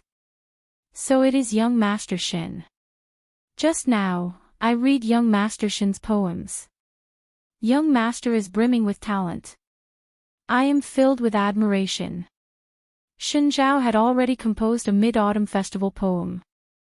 Zhao Yunru and the women of the Yunning Poetry Society had already seen it. As the president of the Poetry Society, although Zhao Yunru was surprised that Shen Zhao had come to speak with them, she still bowed politely and spoke with a smile. "Miss, you are too kind. I am not worthy of such praise." Shen Zhao raised his hands in a salute and then looked at her. "Not to mention that, drinking alone under the moon, even the remembering you're charming, that your society took out yesterday is something that I cannot compare to." Hearing this, Zhao Yunru's expression froze slightly as if she hadn't expected Shen Zhao to suddenly say such a thing. For a moment, she didn't know how to respond. Just at this time, she heard Shen Zhao ask again, "I wonder if the talent who wrote, raising a cup to the bright moon, the shadow becomes 3 people, is here tonight?" Hearing this, Zhao Yunru finally understood that this was Shen Zhao's purpose in coming. She said somewhat apologetically, "To be honest, that young master is not here tonight." "That is a bit of a pity." Shen Zhao's expression was somewhat disappointed. If those two excellent poems were taken out tonight, there would be no doubt that they would become the champion of the Mid-Autumn Festival. I don't think so. The poem that Brother Shin wrote tonight is also the pinnacle of Mid-Autumn Festival poems. It may not be any weaker than those two. Yes, that Remembering You're Charming is too sentimental. In my opinion, it cannot compare to Brother Shin. Although Drinking Alone Under the Moon is good, it is not a poem. There is no need to compare. When Shin Zhao walked over, there were already many people following him. At this moment, when one of them spoke, everyone immediately agreed. Being praised by so many people, Shin Zhao was naturally very happy in his heart. Although he modestly declined a few words, his face was still slightly proud. For today's poetry meet, he had already composed a poem for the Mid-Autumn Festival a few months ago. After many months of polishing and deliberating, he finally finalized it not long ago. He was extremely satisfied with the standard of this poem. He wanted to suppress Yang Yanzhou in the Mid-Autumn Festival poetry meet and also release the resentment that had been suppressed by him for a long time. But no matter how he calculated, he did not expect that on the day before the Mid-Autumn Poetry Meet, a dark horse would suddenly appear. Those two Mid-Autumn poems were thrown out, and even he was stunned.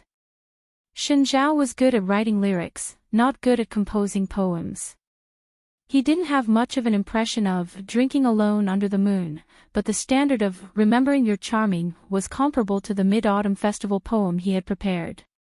If the two were to be compared at the same poetry meet, even someone as confident as Shin Zhao couldn't guarantee that he would win. Fortunately, that poem was taken out before the Mid-Autumn Festival poetry meet.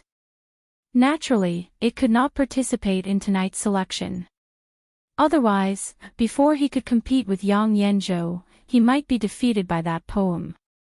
Of course, this was not entirely a bad thing.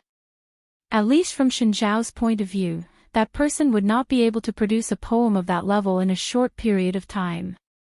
But that person's reputation was already known by everyone. If he could suppress that person tonight, it would probably greatly increase his own reputation.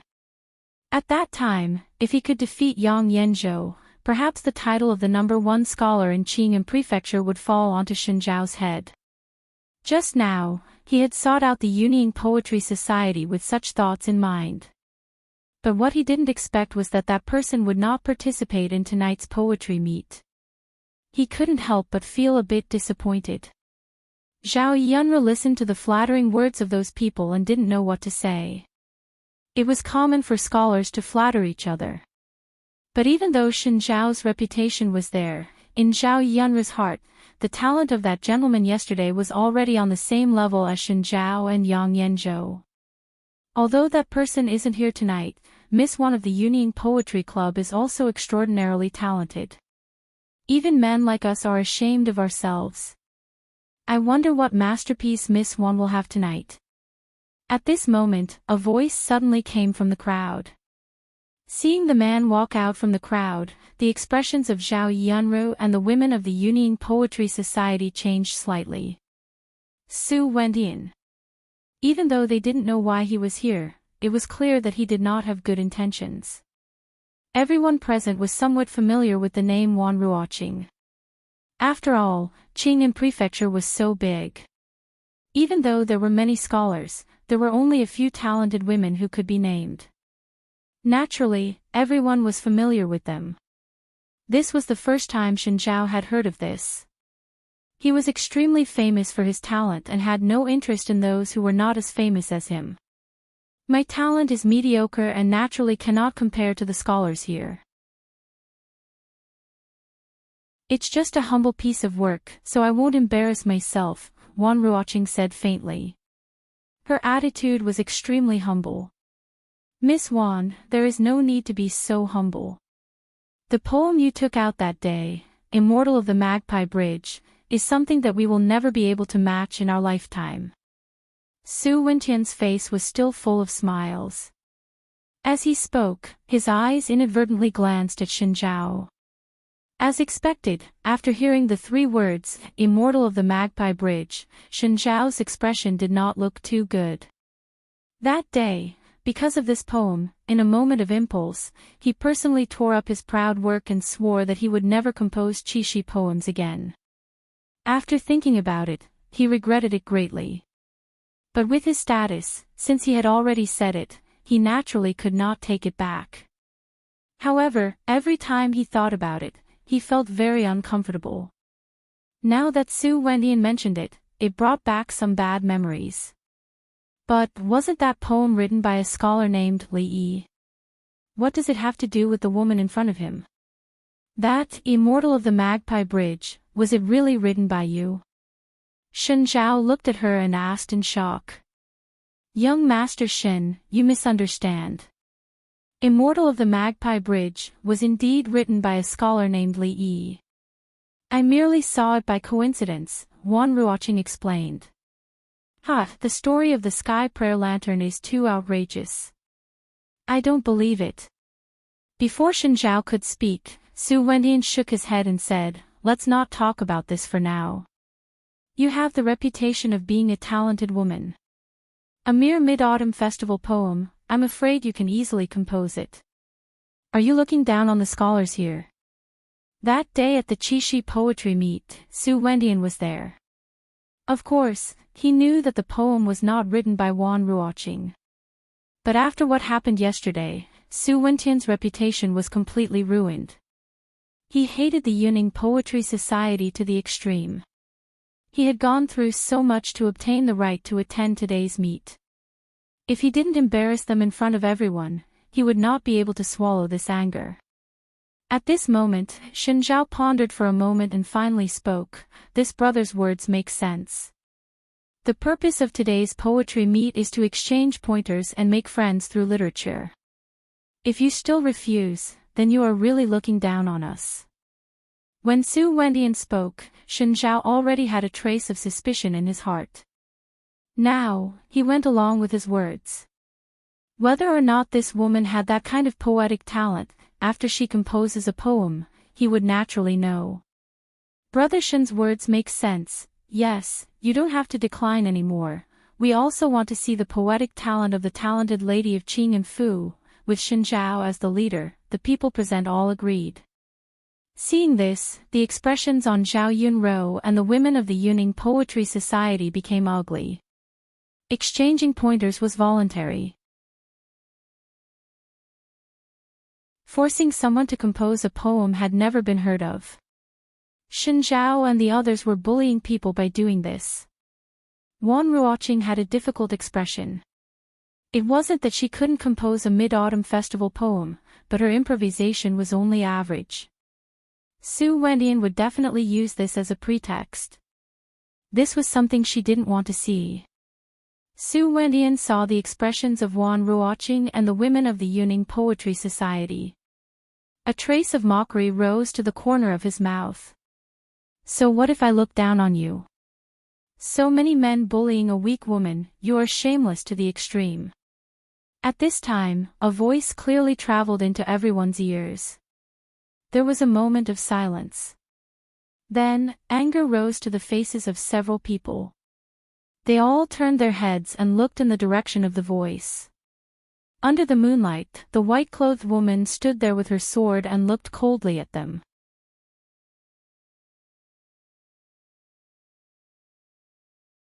Chapter 87. Who are you? What did you mean by that? At the poetry meet, exchanging pointers is a common thing. How is it shameless?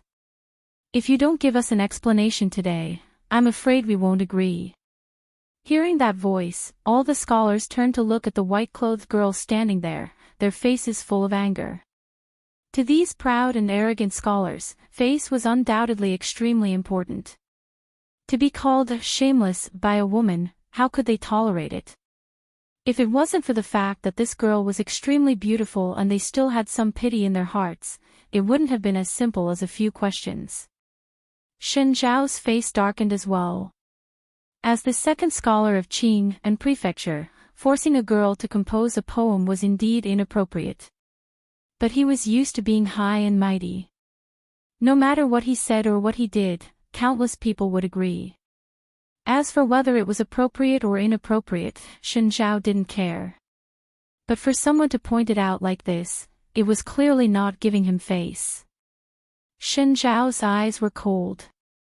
He looked at her and said, even though the scale of today's mid-autumn poetry meet is large, there are even more scholars in the prefectural city. I don't know how many scholars will not be able to participate. Since the talented women of the Yunying Poetry Society have been invited to participate, your talents must be exceptional. If you can't come up with a decent poem, isn't that a bit unreasonable? Shameless is shameless. No matter how many excuses you find, it's still shameless. The woman's expression was still as cold as ever. She said bluntly, your literary talent isn't that great, but your skin is quite thick. You're making things difficult for a woman. Not to mention a genius, I'm afraid you're not even a man. As the top scholar of Qing and Prefecture, he was actually questioned by a girl about his literary talent and whether he was a man. No matter how good Shen Zhao's composure was, he almost couldn't control the anger in his heart. It took a long time for him to calm down. This girl's words also made these scholars speechless. To make things difficult for a girl like this, it was indeed disgraceful. But she actually said that Shen Zhao's literary talent wasn't that great, perhaps even Yang Yanzhou wouldn't dare to say such a thing. It seemed that this woman did not know that the person standing in front of her was the second most talented scholar of Qing and Prefecture, Shen Zhao. Ruoqing and Xing Zumo had no idea what these people were thinking. The two girls stared blankly at the woman holding the sword. They were extremely familiar with that beautiful face. It was exactly the same as the one in the painting. Please forgive me for my poor eyesight, but I wonder where you are from. Shen Zhao looked at the woman aggressively, anger clearly visible on his face. Since you look down on me, you must be much more talented than me. Why don't we compete during this poetry meet? If you can come up with a poem that surpasses me, I'll accept it wholeheartedly. Otherwise, I hope you can give me an explanation for today's matter. When Shen Zhao said those words, it was obvious that he wanted to challenge him. The meaning behind this was naturally not as simple as a spar. This kind of thing was not uncommon among scholars. Two scholars would compete in poetry, and the loser would have to admit that his talent was inferior to the other. For scholars who valued their reputation as much as their lives, this would be a stain that they would never be able to erase for the rest of their lives. Of course, the reason why Shen Zhao did this was because he did not believe that he would lose. The other was only a woman. How could she compare to him in terms of poetry? At this time, Wan Ruoqing quickly walked to the side of the white-clothed girl and hurriedly said, he is the second most talented scholar of Qing and Prefecture. He is extremely talented in poetry. Miss, please do not agree. Lu Rui naturally would not agree to a poetry competition with this Shen. She ignored Shen Zhao and looked indifferently at a certain figure in the back of the crowd. Everyone was puzzled when they saw this, and they looked in that direction as well. Being stared at by so many people, even if Li Yi wanted to watch the show, he could not continue. Moreover, his sister-in-law was about to be bullied. As the brother-in-law, it would be embarrassing for him not to stand out. Miss Ruoqing, Miss Zumo, what a coincidence, we meet again. Xing Zumo greeted Wan Ruoqing with a smile and walked out from the crowd. The young prince, Li Xian, followed behind Li Yi. Seeing that he and the two girls seemed to know each other, his mind was filled with confusion. The last time the two went to the Jadeite courtyard, he clearly did not know Xing Zumo. How long had it been since then? How did the two of them hook up? Young master, seeing him here, Wan Ruoqing and Xing Zumo's faces showed surprise. After a moment, the two seemed to think of something at the same time. They looked at each other and then looked at Lu Rui. Could it be? An unbelievable guess surfaced in their minds. It's him.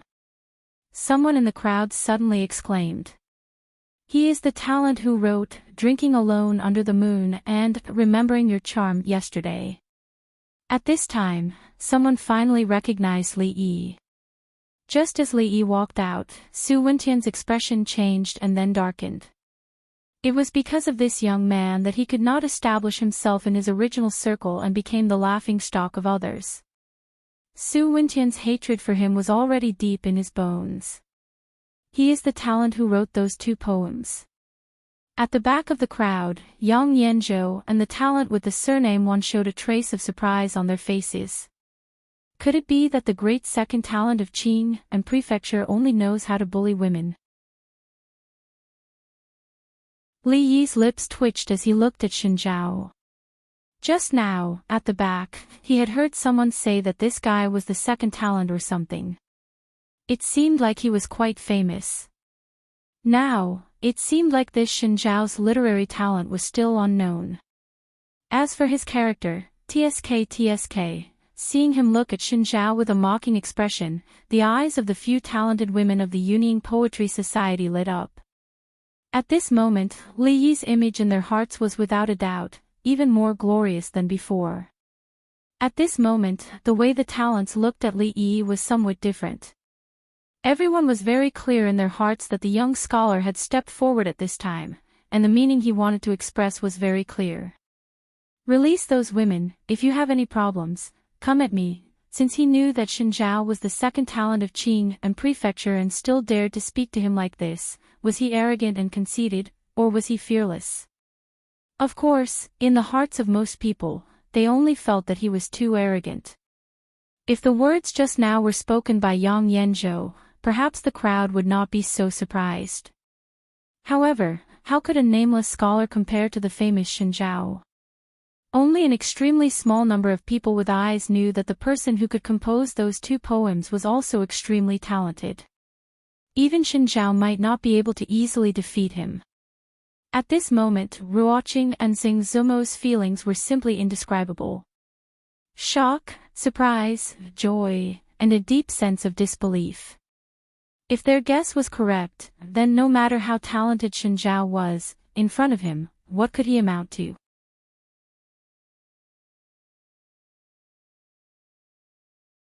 Chapter 88. Even though the seats arranged for Wan Ruoqing and the others at the poetry meet were very remote and not easy to attract attention, ever since Xinzhao brought these people over, many gazes were cast in this direction. Just now, when this unfamiliar scholar stood out and confronted Xinzhao, the crowd began to discuss spiritedly. The crowd in the distance also finally realized that something seemed to have happened here, and more figures began to gather here. For people like me, exchanging pointers and poems is a common thing. There is no difference between talented men and women. I just wanted to see this lady's talent. What's wrong with that? There were already many people surrounding them. Xinzhao's face recovered his gentle and refined expression as he countered with a question. Writing poems and lyrics are originally a way for scholars to cultivate their character and cultivate their character. It is not a tool for competing for power. To make things difficult for a woman like this is the behavior of a lowly person. It is not the behavior of a gentleman, Li Yi said faintly. Scholars usually boasted of themselves as gentlemen. To say, not the behavior of a gentleman was already a great insult to them. No matter what, Xinzhao was a person of status in Qing and Prefecture. Just now, he was called shameless by a woman. Now, he was called a lowly person. Ever since he became famous, when had he been humiliated like this? The refined expression on Xinzhao's face had long disappeared. It was so dark that it was about to drip water. At this time, the way some people looked at Li Yi changed. Poetry was a way to cultivate one's character and cultivate one's character. It was not a tool for competing for power. Not to mention his talent in poetry, just this insight alone was better than many self-proclaimed scholars. Jingui used his literary skills to become an official, which inevitably increased the utilitarian heart of the scholars. Over time, when it came to writing poems and lyrics, there would definitely be a difference in who was better and who was worse. The first and second scholars were actually fought out in this way. For this scholar to say such things, he was most likely a person with an indifferent temperament and no desire for fame and fortune. At this time, even those who were familiar with Xin Zhao couldn't help but look at him in a different light. Wan Ruoqing's beautiful eyes lit up. She had guessed correctly. Even though this gentleman was very talented, he was different from most scholars. He was truly a refined scholar with a noble heart. But when it came to money, forget it. Since he was a refined scholar, it wasn't a big deal to have some weird hobbies. It was precisely because of this that he was different from those people. Brother, since you have such a temperament, I'm sure your poetic talent isn't too bad either. I'm not talented, but I'd like to experience it for myself. Since they had already shed all pretense of cordiality, Xin Zhao no longer beat around the bush and spoke in an aggressive tone. At this point, there was no longer any room for negotiation. When there was a conflict between scholars, they naturally wouldn't fight with their fists like ordinary people. Whoever won would be in the right. Between them, it was popular to fight with words. The rights and wrongs of this matter had always been unclear. Even though Xin Zhao was indeed a little forceful, but this sort of thing was not uncommon in the circle of these scholars. Now that things had developed to this stage, no one cared about whether the cause was right or wrong. Once the two poems were brought out, it was clear who was better. If one's talent was not as good as the other, then one would naturally have to bow down to the other. Of course, the premise was that he would accept Xin Zhao's challenge. In reality, Li Yi was also considering this problem. For Xin Zhao to be called the second gifted scholar, he must have some talent. If Xin Zhao didn't come up with a poem that could suppress the situation, wouldn't he be at a disadvantage if Xin Zhao went back on his word? He didn't know many people here, so he wouldn't be at a disadvantage. However, he couldn't bear to bring out a really good poem. Those were all shining silver. Right now, Li Yi's career had just started and he was in urgent need of silver. That kind of poem could be sold for at least a few hundred taels of silver. It wasn't worth it to just throw it out like that. Little Prince Li Xian tugged on Li Yi's sleeve and whispered, "Don't fall for it. Even though this fellow's character is bad, he is very talented." He was obviously on Li Yi's side and didn't want Li Yi to be humiliated by Xin Zhao in public. Li Yi really didn't consider how talented Xin Zhao was. No matter how talented he was, could he be more talented than Li Bai or Su Shi? If he lost to a nobody like Xin Zhao in a poetry competition, Li Yi wouldn't have the face to meet these big shots in 100 years. No, he had to save face, and he couldn't take the loss. Li Yi decided to clarify things first. Therefore, while everyone was staring at him and waiting for his response, Li Yi quietly moved 2 steps towards Wan Ruoqing and whispered, "Miss Ruoqing, is there any reward for your poetry competition?" Reward? Wan Ruoqing was slightly stunned and looked at him with a puzzled expression. That is, if someone comes up with a good poem, just a few hundred taels of silver. Wan Ruoqing was stunned and raised her head to look at him. After confirming that Li Yi wasn't joking, she said with a headache, "No." Although the two of them purposely lowered their voices, everyone's attention was on Li Yi. Many people still heard their conversation. Realizing that this scholar was actually hesitating on this question, everyone couldn't help but look at each other. Their hearts were like 10,000 galloping horses. If he really beat Xin Zhao tonight, his fame would definitely spread throughout Qing and Prefecture. At that time, he could casually write a poem and there would be countless people fighting over it. Why would he be short of a few hundred taels of silver? Those top scholars, which one of them lacked these worldly possessions? Of course, Li Yi didn't understand the situation in their circle, so he didn't think about this. "You want me to come up with a good poem without money? Dream on." Just as he was about to open his mouth to refuse, Xin Zhao's expression changed. He suddenly pulled off a jade pendant from his waist and said coldly, "This jade pendant of mine is worth at least 300 taels of silver." If you win, this jade pendant is yours. Li Yi took the jade pendant from his hand and played with it for a while. He felt that the feel of this thing was not bad, but he still didn't have an accurate estimate of the value of this jade pendant. He casually handed it to Li Xian and asked, "Look, is this thing worth 300 taels of silver?" Seeing this scene, the corner of Shen Zhao's mouth twitched and his fists tightened. The image of a scholarly scholar no longer existed. The expressions of the surrounding people were complicated. Their impression of this scholar was once again subverted. That Yunying Poetry Club, how did they find such an eclectic talent? Wan Ruoqing rubbed her brows helplessly. Xing Zumo's pretty face was stunned. The women of the Yunying Poetry Society saw the gazes everyone was looking at them and their faces couldn't help but blush. However, a glimmer of light flashed through Lu Ruoi's beautiful eyes. 300 taels of silver, it sounded like a good deal. After being appraised by the knowledgeable young Prince Li Xian, Shen Zhao didn't use a fake jade pendant to trick them. This meant that this deal could be done. Under the gazes of the crowd, Li Yi finally nodded. Since it is a competition, this place is naturally not suitable. Let's go over there.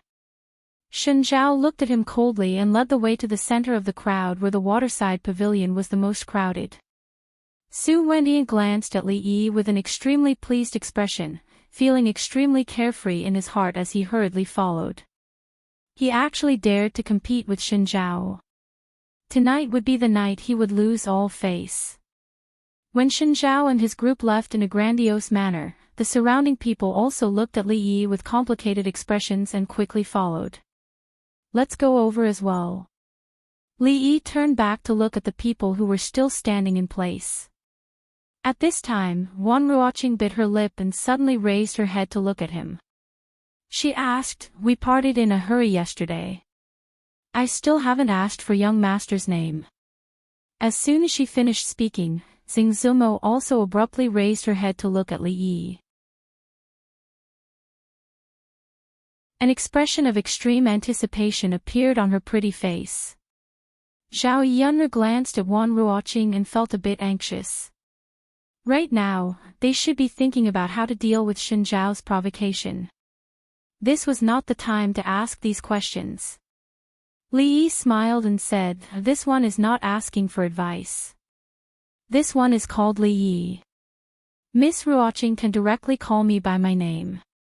Li Yi. Wan Ruoqing murmured these two words. Although she had already guessed it, she still couldn't believe it when she heard it from his own mouth. As expected, Xing Zumo bit her lower lip tightly and looked at him with a complicated expression. All the doubts in her heart were completely resolved the moment she heard, "This one is called Li Yi."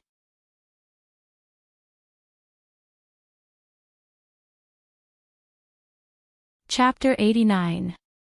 Xing Zumo now understood why he lost his composure when he heard her sing Celestial Magpie Bridge. It was because he was the one who wrote the poem. He probably didn't think that the poem written on the sky lantern would be picked up by Sister Ruoqing and spread throughout Qing and Prefecture. Yesterday, he had been dismissive of Su Wenqian's poems. With a wave of his hand, he had written 2 poems of a very high standard. Before this, no one knew that there was such a talent in Qing and Fu. This made everyone very confused. All of this could be explained. This was because he was Li Yi, the one who wrote, "If the love between 2 lovers lasts for a long time, why should they be together day and night?" He was also the talent Li Yi that Sister Ruoqing, herself, and countless women in Qing and Prefecture yearned for. Li Yi. But the Li Yi who wrote, "If love lasts, why do we stay together day and night?" Zhao Yunru and the women of the Yunying Poetry Society were dumbfounded. They murmured to themselves, stunned for a moment and still in disbelief. He was the most mysterious scholar in Qing and Prefecture recently, the one whose Celestial Magpie Bridge made Yang Yanzhou concede defeat, the one who made Shen Zhao declare that he would no longer compose Qixi poems, the one who countless women, including themselves, wanted to meet. Zhao Yunru and the others' first reaction was disbelief. But when they thought of the two poems yesterday, they no longer had any doubts. In such a short amount of time, how could Qing and Prefecture produce two talents who could stand shoulder to shoulder with Yang Yanzhou and Shenjiao? So they were the same person. The young prince, Li Xian, stood there in a daze. His expression was one of shock. Was this guy famous in Qing and Prefecture? Why hadn't he heard of him before? What are you all standing there for? Li Yi looked at them with confusion. He shook his head and walked toward the water pavilion in the center. At this time, because of Shenjiao, the water pavilion in the center had attracted the attention of countless people. Did you hear that young Master Shen is going to compete with someone in poetry today? What? Isn't young Master Shen the number 2 talent? Who else does he need to compete with? Could it be Yang Yanzhou? That doesn't seem to be the case. We'll know what's going on once we keep watching. How dare he compete with young Master Shen? Isn't he digging his own grave? Under Shenjiao's deliberate efforts, the news quickly spread throughout the entire Mianxiu garden, and the crowd began to gather in that direction. When Wan Ruoqing, Xing Zumo, and the woman from the Yunying Poetry Club walked over behind Li Yi, they were also shocked by such a scene. But when he thought of his poem, The Immortal at the Magpie Bridge, Shenjiao no longer dared to compose any more qixi poems and his heart immediately calmed down. Is that young master going to compete with young Master Shen? That young master is so handsome.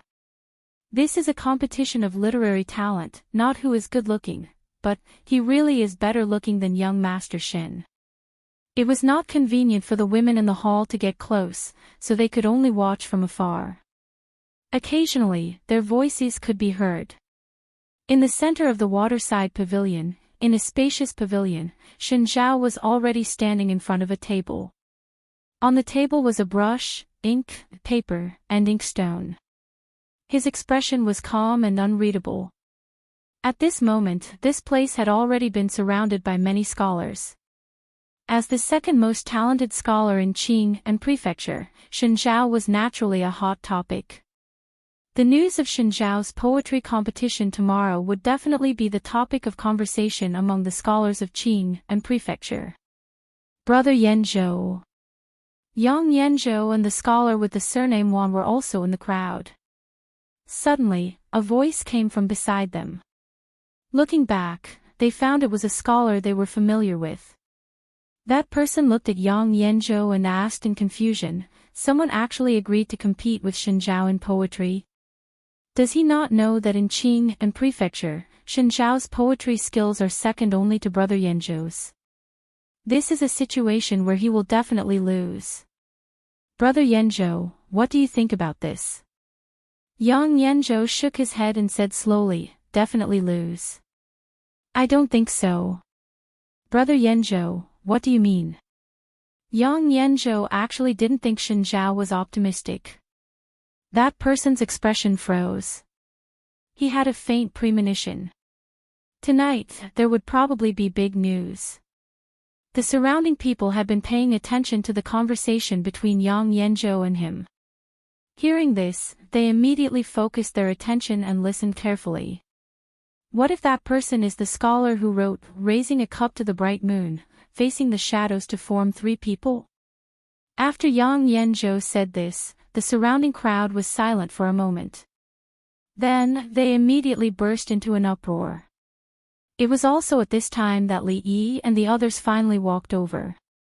When they walked to the table beside Shenjiao, Shenjiao turned his head to look at him and said lightly, since it is the Mid-Autumn Poetry Meet, the two of us will use the Mid-Autumn Festival as the theme. We will each write a poem. As for who will win and who will lose, let the scholars here judge. Naturally, Li Yi had no objections to this. After Shenjiao finished speaking, he already picked up his brush and began to write on the xian paper in front of him. His brush moved like dragons and snakes. Regardless of the content, it was full of vigor.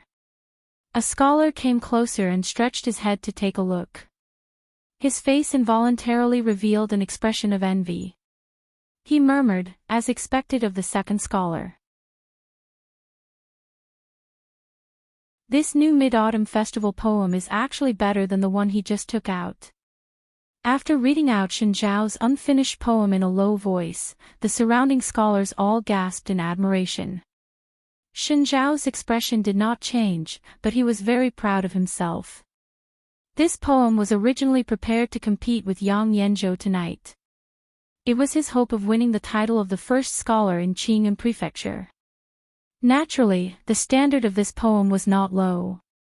Shen Zhao had already written half a poem, but the scholar opposite him only picked up his brush. Someone walked closer, and when they stretched their head to take a look, they found that the xian paper in front of him was empty. There were no words. Could it be, he knows that he can't beat Shen Zhao, so he got cold feet? Just as everyone was having these suspicions, little did they know that at this moment, Li Yi was also in a bit of a dilemma. Just now, he had casually picked up his brush and had forgotten that with his unique handwriting, no one present knew how to appreciate it. If he wrote it in this kind of situation, he was afraid that it would be embarrassing. After thinking about it, he made up his mind, dipped the brush in ink, and put the brush down. Very quickly, familiar handwriting appeared on the surface of the paper. Wan Ruoqing and Xing Zumo lowered their heads to look. After seeing the unique handwriting, they looked at each other and no longer had any doubts in their hearts. This handwriting was the same as the original manuscript of the Immortals of the Magpie Bridge. Other than him, which other scholar could write this?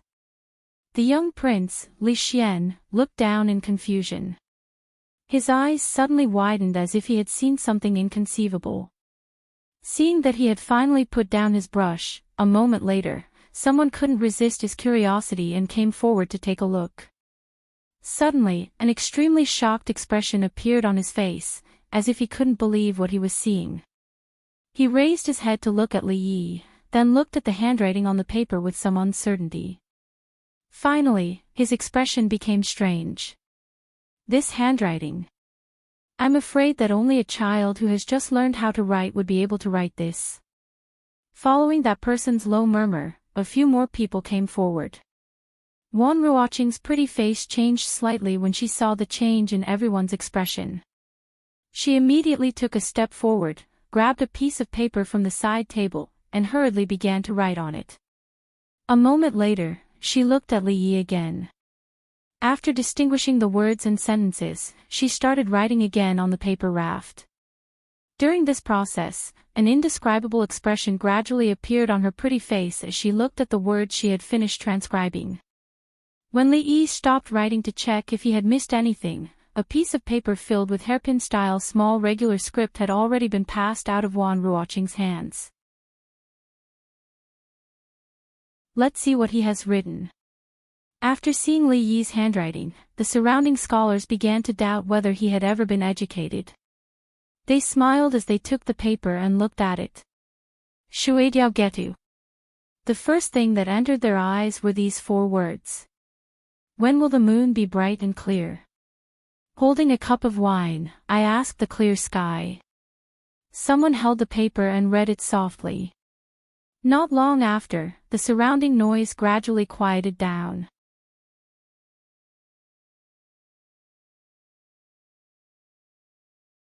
Chapter 90.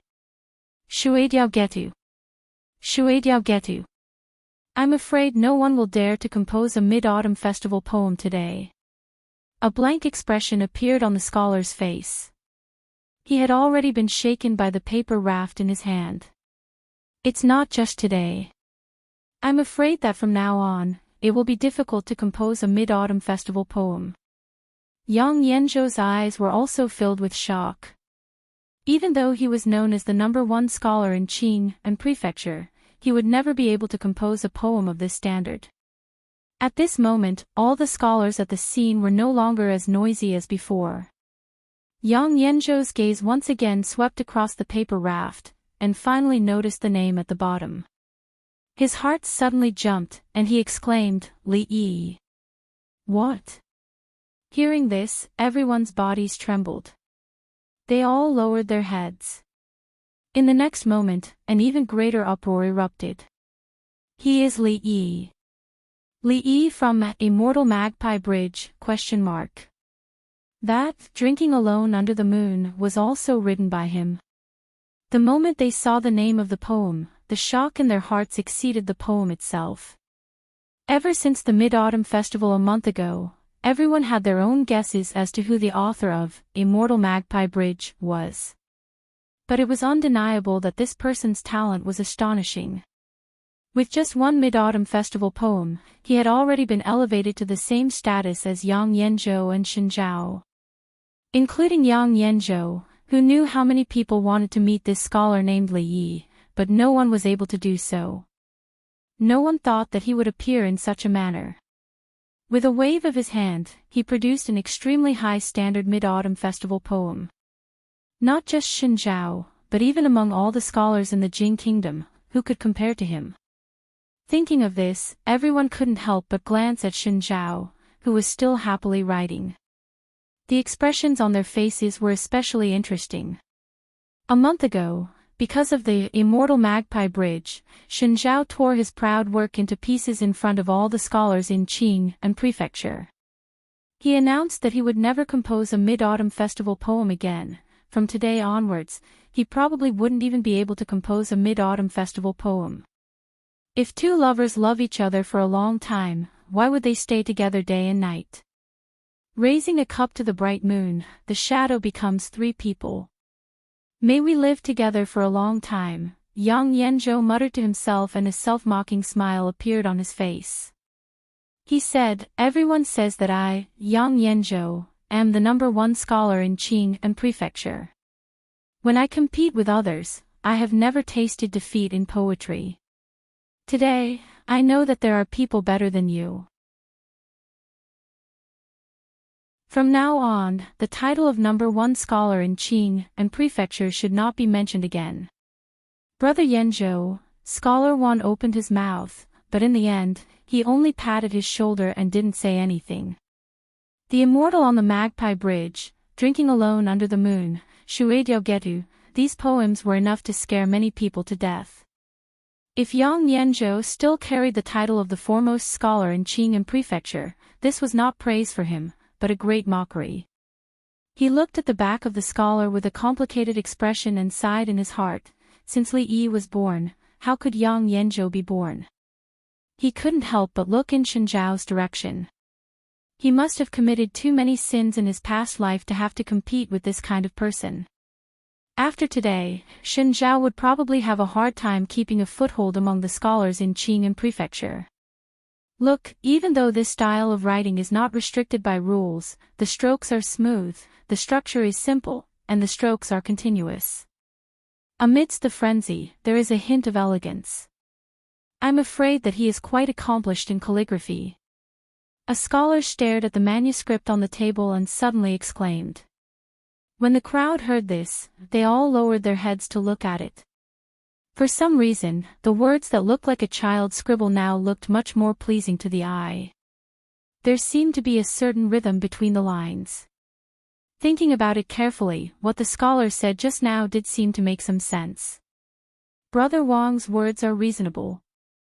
Our eyes were blind and almost made a mistake. Not bad, not bad. How could someone with such talent not know calligraphy? Could it be that this style was created by this brother? Yang Yanzhou stood to the side and listened to the discussions of the crowd. A trace of doubt floated onto his face.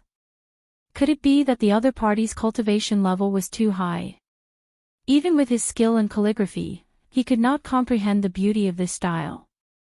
Even Li Yi couldn't help but blush when he heard these words. He coughed to hide the awkwardness in his heart. When he put down his brush, he saw Li Xian, one watching, Xing Zumo, and the other standing behind him. They looked at him with a complicated expression. What is it? Is there ink on my face? Li Yi was stunned and asked in confusion. He reached out and wiped his face. He looked down at his palms. There was no ink. No one nodded and no one spoke. Li Xian looked at him with a burning gaze. It was as if he was meeting him for the first time. Originally, he thought that the other party was an interesting scholar who was good at painting, greedy for money, and had a low tolerance for alcohol. On top of that, he had cured his mother's depression.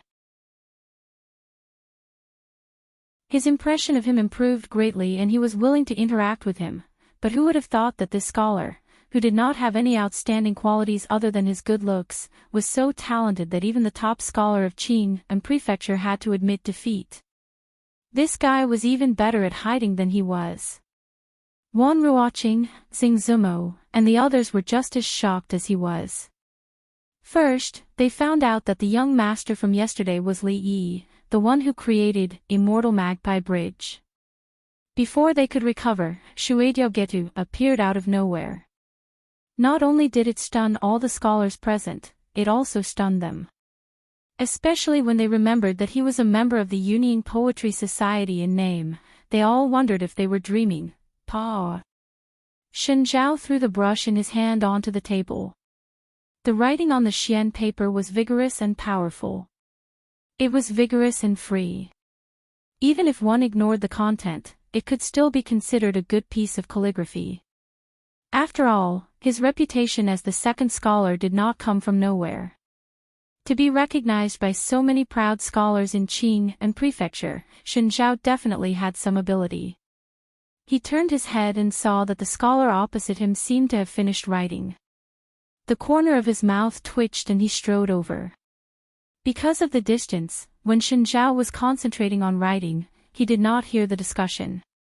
At this moment, he walked in front of Li Yi's table and lowered his head to look. His expression froze for a moment, then he laughed loudly. "Is this your work, or is it a child's random scribbling?" At this moment, Shen Zhao no longer had any doubts about the outcome of this competition. However, as he laughed, his laughter gradually became softer. Because at this moment, he was the only one laughing. The surrounding talents all looked at him with a strange expression. The smile on Shen Zhao's face froze. An extremely bad feeling suddenly arose in his heart. "Brother Shen," at this moment, Su Wendian walked over in a daze. In his hand was a paper raft. He looked at Li Yi with a complicated expression and handed the paper raft to Shen Zhao.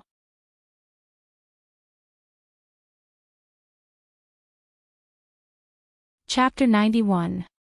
At the other end of the pavilion, countless women raised their heads and looked in a certain direction, their hearts filled with anticipation. In the pavilion where the competition was taking place, other than a few talented women, almost all of them were men. With their status, it was naturally not appropriate for them to go over. "Who do you guys think will win this competition?" a pretty woman asked with her hand on her cheek. "Of course it will be young Master Shen." "I also think it will be young Master Shen." "Yes, young Master Shen is so talented, how could he lose to a nobody?" The surrounding women all spoke up, their thoughts shockingly in unison. No one felt that the nameless scholar could win against the second talent of Qing and Fu, Shen Zhao.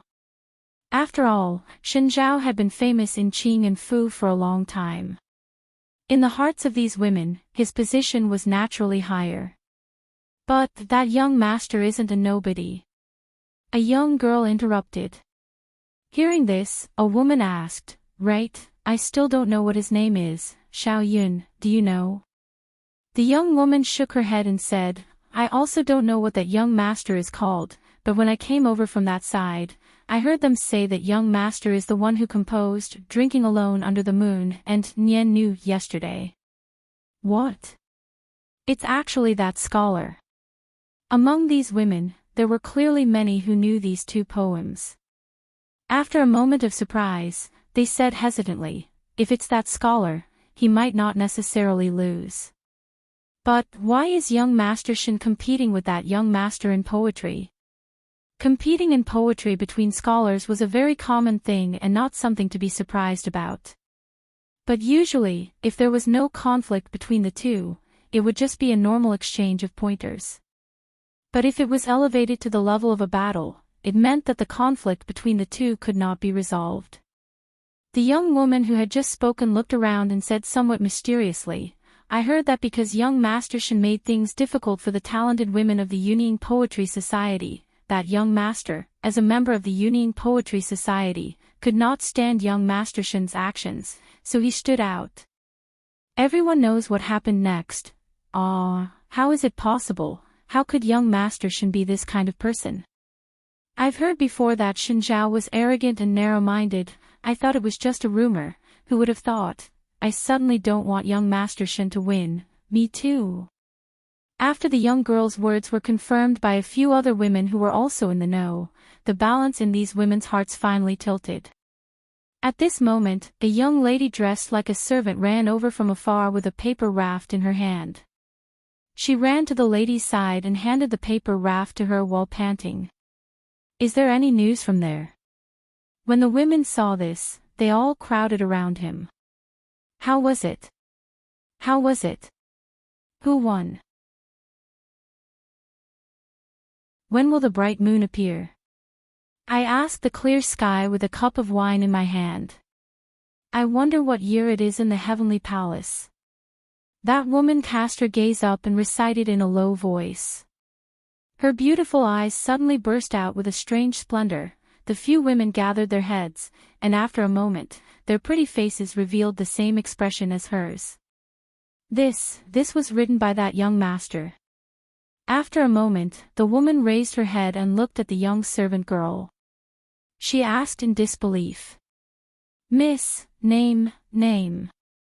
The young maid had run all the way here and was panting from exhaustion. She finally caught her breath and opened her big eyes wide. She hurriedly pointed at the bottom corner of the paper raft and said, Name? What name? The young lady, who looked like a well-bred lady, looked in the direction that the young maid was pointing.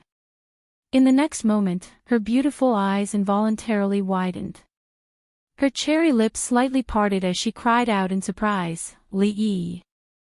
The name Li Yi was not an unfamiliar name to the women of Qing and Fu.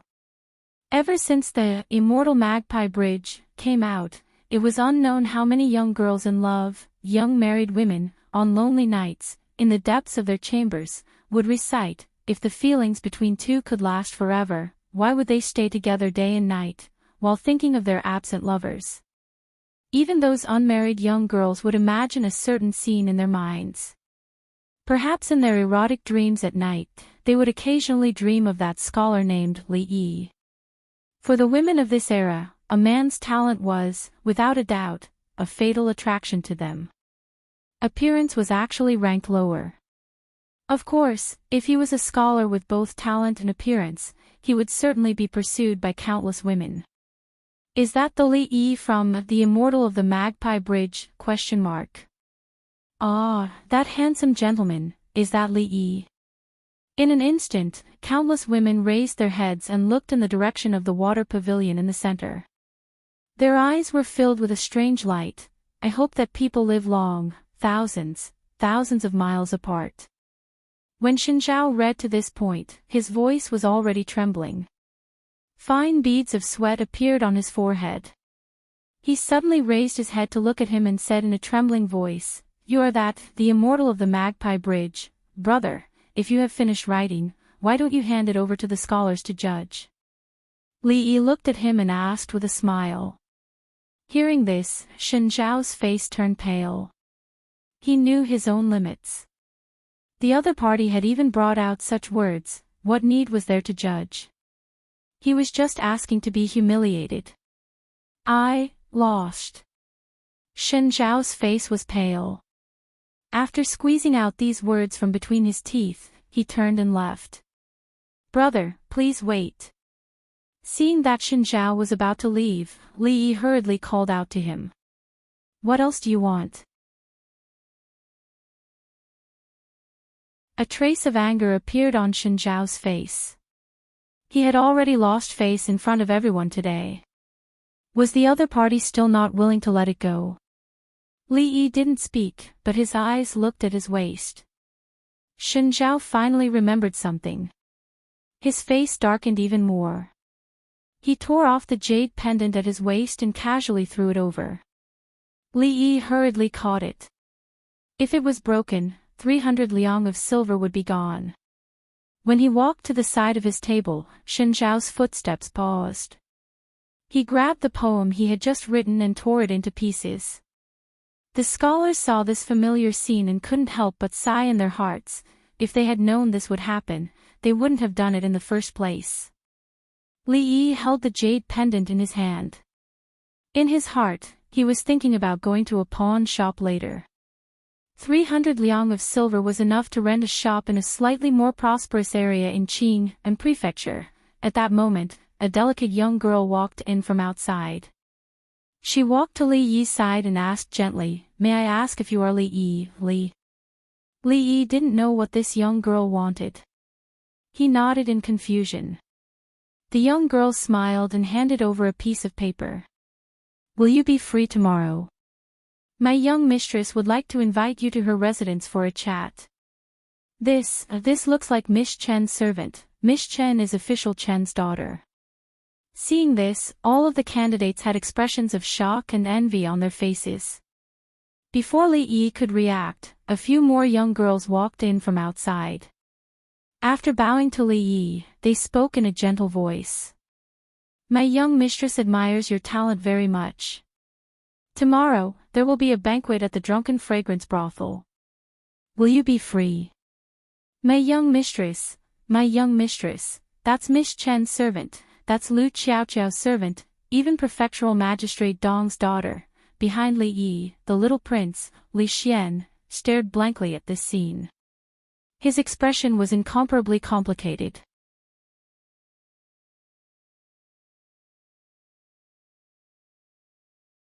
Chapter 92. Since they were daughters of noble families, they had been taught from a young age that their every action had to be dignified and courteous. Not to mention daughters of noble families like the daughter of Magistrate Dong or the daughter of the Qin family, even the slightly more famous courtesans of Qing and Prefecture were usually very reserved and would never publicly invite a stranger. Although most of these girls had only sent their own servant girls, the personal servant girls represented their own wishes. Li Xian really couldn't understand why a mere poem would have such a strong attraction for these girls. It should be known that even though he was a little prince and a relative of the imperial family, these girls only maintained proper etiquette when they saw him. They definitely wouldn't go this far. In this aspect, his influence as a little prince wasn't even as great as Yang Yanzhou or Shen Zhao and other famous scholars in Qing and Prefecture. But, he had never heard of the daughter of Magistrate Dong ever inviting Yang Yanzhou. Li Xian was very certain that if Li Yi nodded his head right now, perhaps there would be many girls willing to offer themselves to sleep with him tonight. This kind of thing was not rare for scholars in Qing and Prefecture. After tonight, his talent would spread. In the future, he wouldn't even have to pay to visit brothels, and there would probably be girls willing to throw themselves at him. Don't doubt this. There are historical records that show Lu Yong and Tang Bohu were both masters who didn't pay to visit brothels. Spending a night with the #1 scholar of Qing and Prefecture was a good opportunity for those prostitutes to become famous. If they could get him to write a poem, something along the lines of flirtatious, graceful, and devastatingly beautiful, it would be a good hype and would greatly increase the attention of the market, and this kind of handsome, talented scholar was the ideal candidate for Rui in the hearts of the daughters of noble families. In his mind, the scene of Li Yi being surrounded by all kinds of girls floated up. If he could receive his true teachings, in the vast Qing and Prefecture, would there be a girl he couldn't handle? Thinking of this, Li Xian made a decision in his heart. He was definitely going to be a friend. Looking at the girls in front of him handing over handkerchiefs, invitations, and the like, Li Yi felt a headache coming on. After living 2 lives, he really couldn't handle such a scene. He looked to Lu Rui for help, only to find that she was standing there, staring at Xing Zumo. No one knew what she was thinking. Just when Li Yi was about to be overwhelmed by the enthusiasm of these girls, Mississippi Lu finally looked over as if she had heard the call in his heart. Li Yi gave her a look, and Lu Rui walked over slowly. The girls felt a gentle force pushing them away.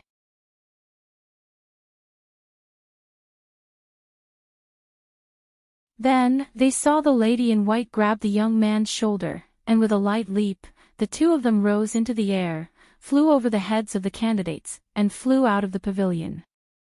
In the blink of an eye, they disappeared before their eyes. This scene truly stunned everyone present. The atmosphere was quiet for a moment, and then immediately became uproar. Did I see it wrong? They just flew over my head. That's a fairy. It's over, that young man flew away. How are we going to explain this to the mistress? So powerful. Some of the candidates fell into a daze when they saw the Shui Jiaogetu. Only now did they come back to their senses and involuntarily let out a long sigh. That person's attainments in poetry were truly impressive. After today, the #1 scholar in Qing and prefecture would most likely be someone else. So powerful. Li Xian's eyes were full of envy. If he had this kind of ability, in the entire Qing and prefecture, whether it was the daughter of Magistrate Dong or the mistress of official Qin, or even the prostitutes in the brothels who only sold their skills but not their bodies, who wouldn't admire him? So powerful. The two plainclothed bodyguards behind Li Xian looked at each other, their eyes filled with shock. This woman's martial arts were extraordinary, and her qigong was even more so. Before this, they had never heard of such a person. When had such a person appeared in the martial arts world? As expected, there was always someone better. The martial arts world was vast, and there were many capable people. When they returned, they had to report to the young master. The young master's guards would probably need to be strengthened. Deep shock appeared on Wan Ruoqing and Xing Zumo's pretty faces. They didn't think that the woman who had been standing quietly beside them was such a powerful heroine. After a moment, Wan Ruoqing came back to herself and sighed softly. Li is overflowing with talent and rare in this world. Once the Shui Jiaogetu appeared, it already stood at the peak of the Mid-Autumn Poetry Festival. If future generations want to surpass it, it will be harder than ascending to the heavens. It will probably be like the Immortal of the Magpie Bridge and be passed down through the ages. Xing Zumo turned her head and looked at her. She took a small step forward and said with a smile, "Sister Ruoqing is right."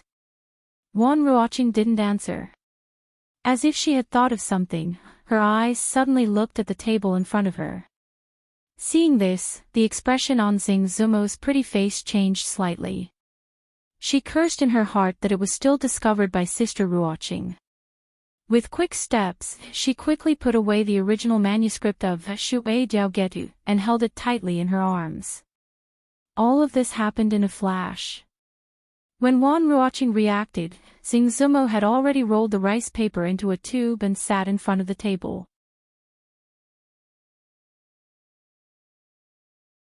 She blinked her big innocent eyes and looked at her with a smile.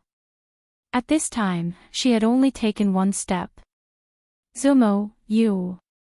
Wan Ruoqing's cherry lips opened slightly. Her pretty face was full of surprise as she looked at Xing Zumo. She was a little speechless. Now that she had it, a sly smile appeared on Xing Zumo's face. She looked at Wan Ruoqing and said, "Sister Ruoqing, you already have Immortal Magpie Bridge. Why don't you give this Shui Jiaogetu to me?" At this time, the top artist of the Jade courtyard was like a sly little fox. Her face was full of a smile of success. Not far away, Yang Yanzhou's footsteps stopped, and a wry smile appeared on his face. Someone else had actually made the first move. At this time, outside the garden, Li Yi held onto a big tree and closed his eyes.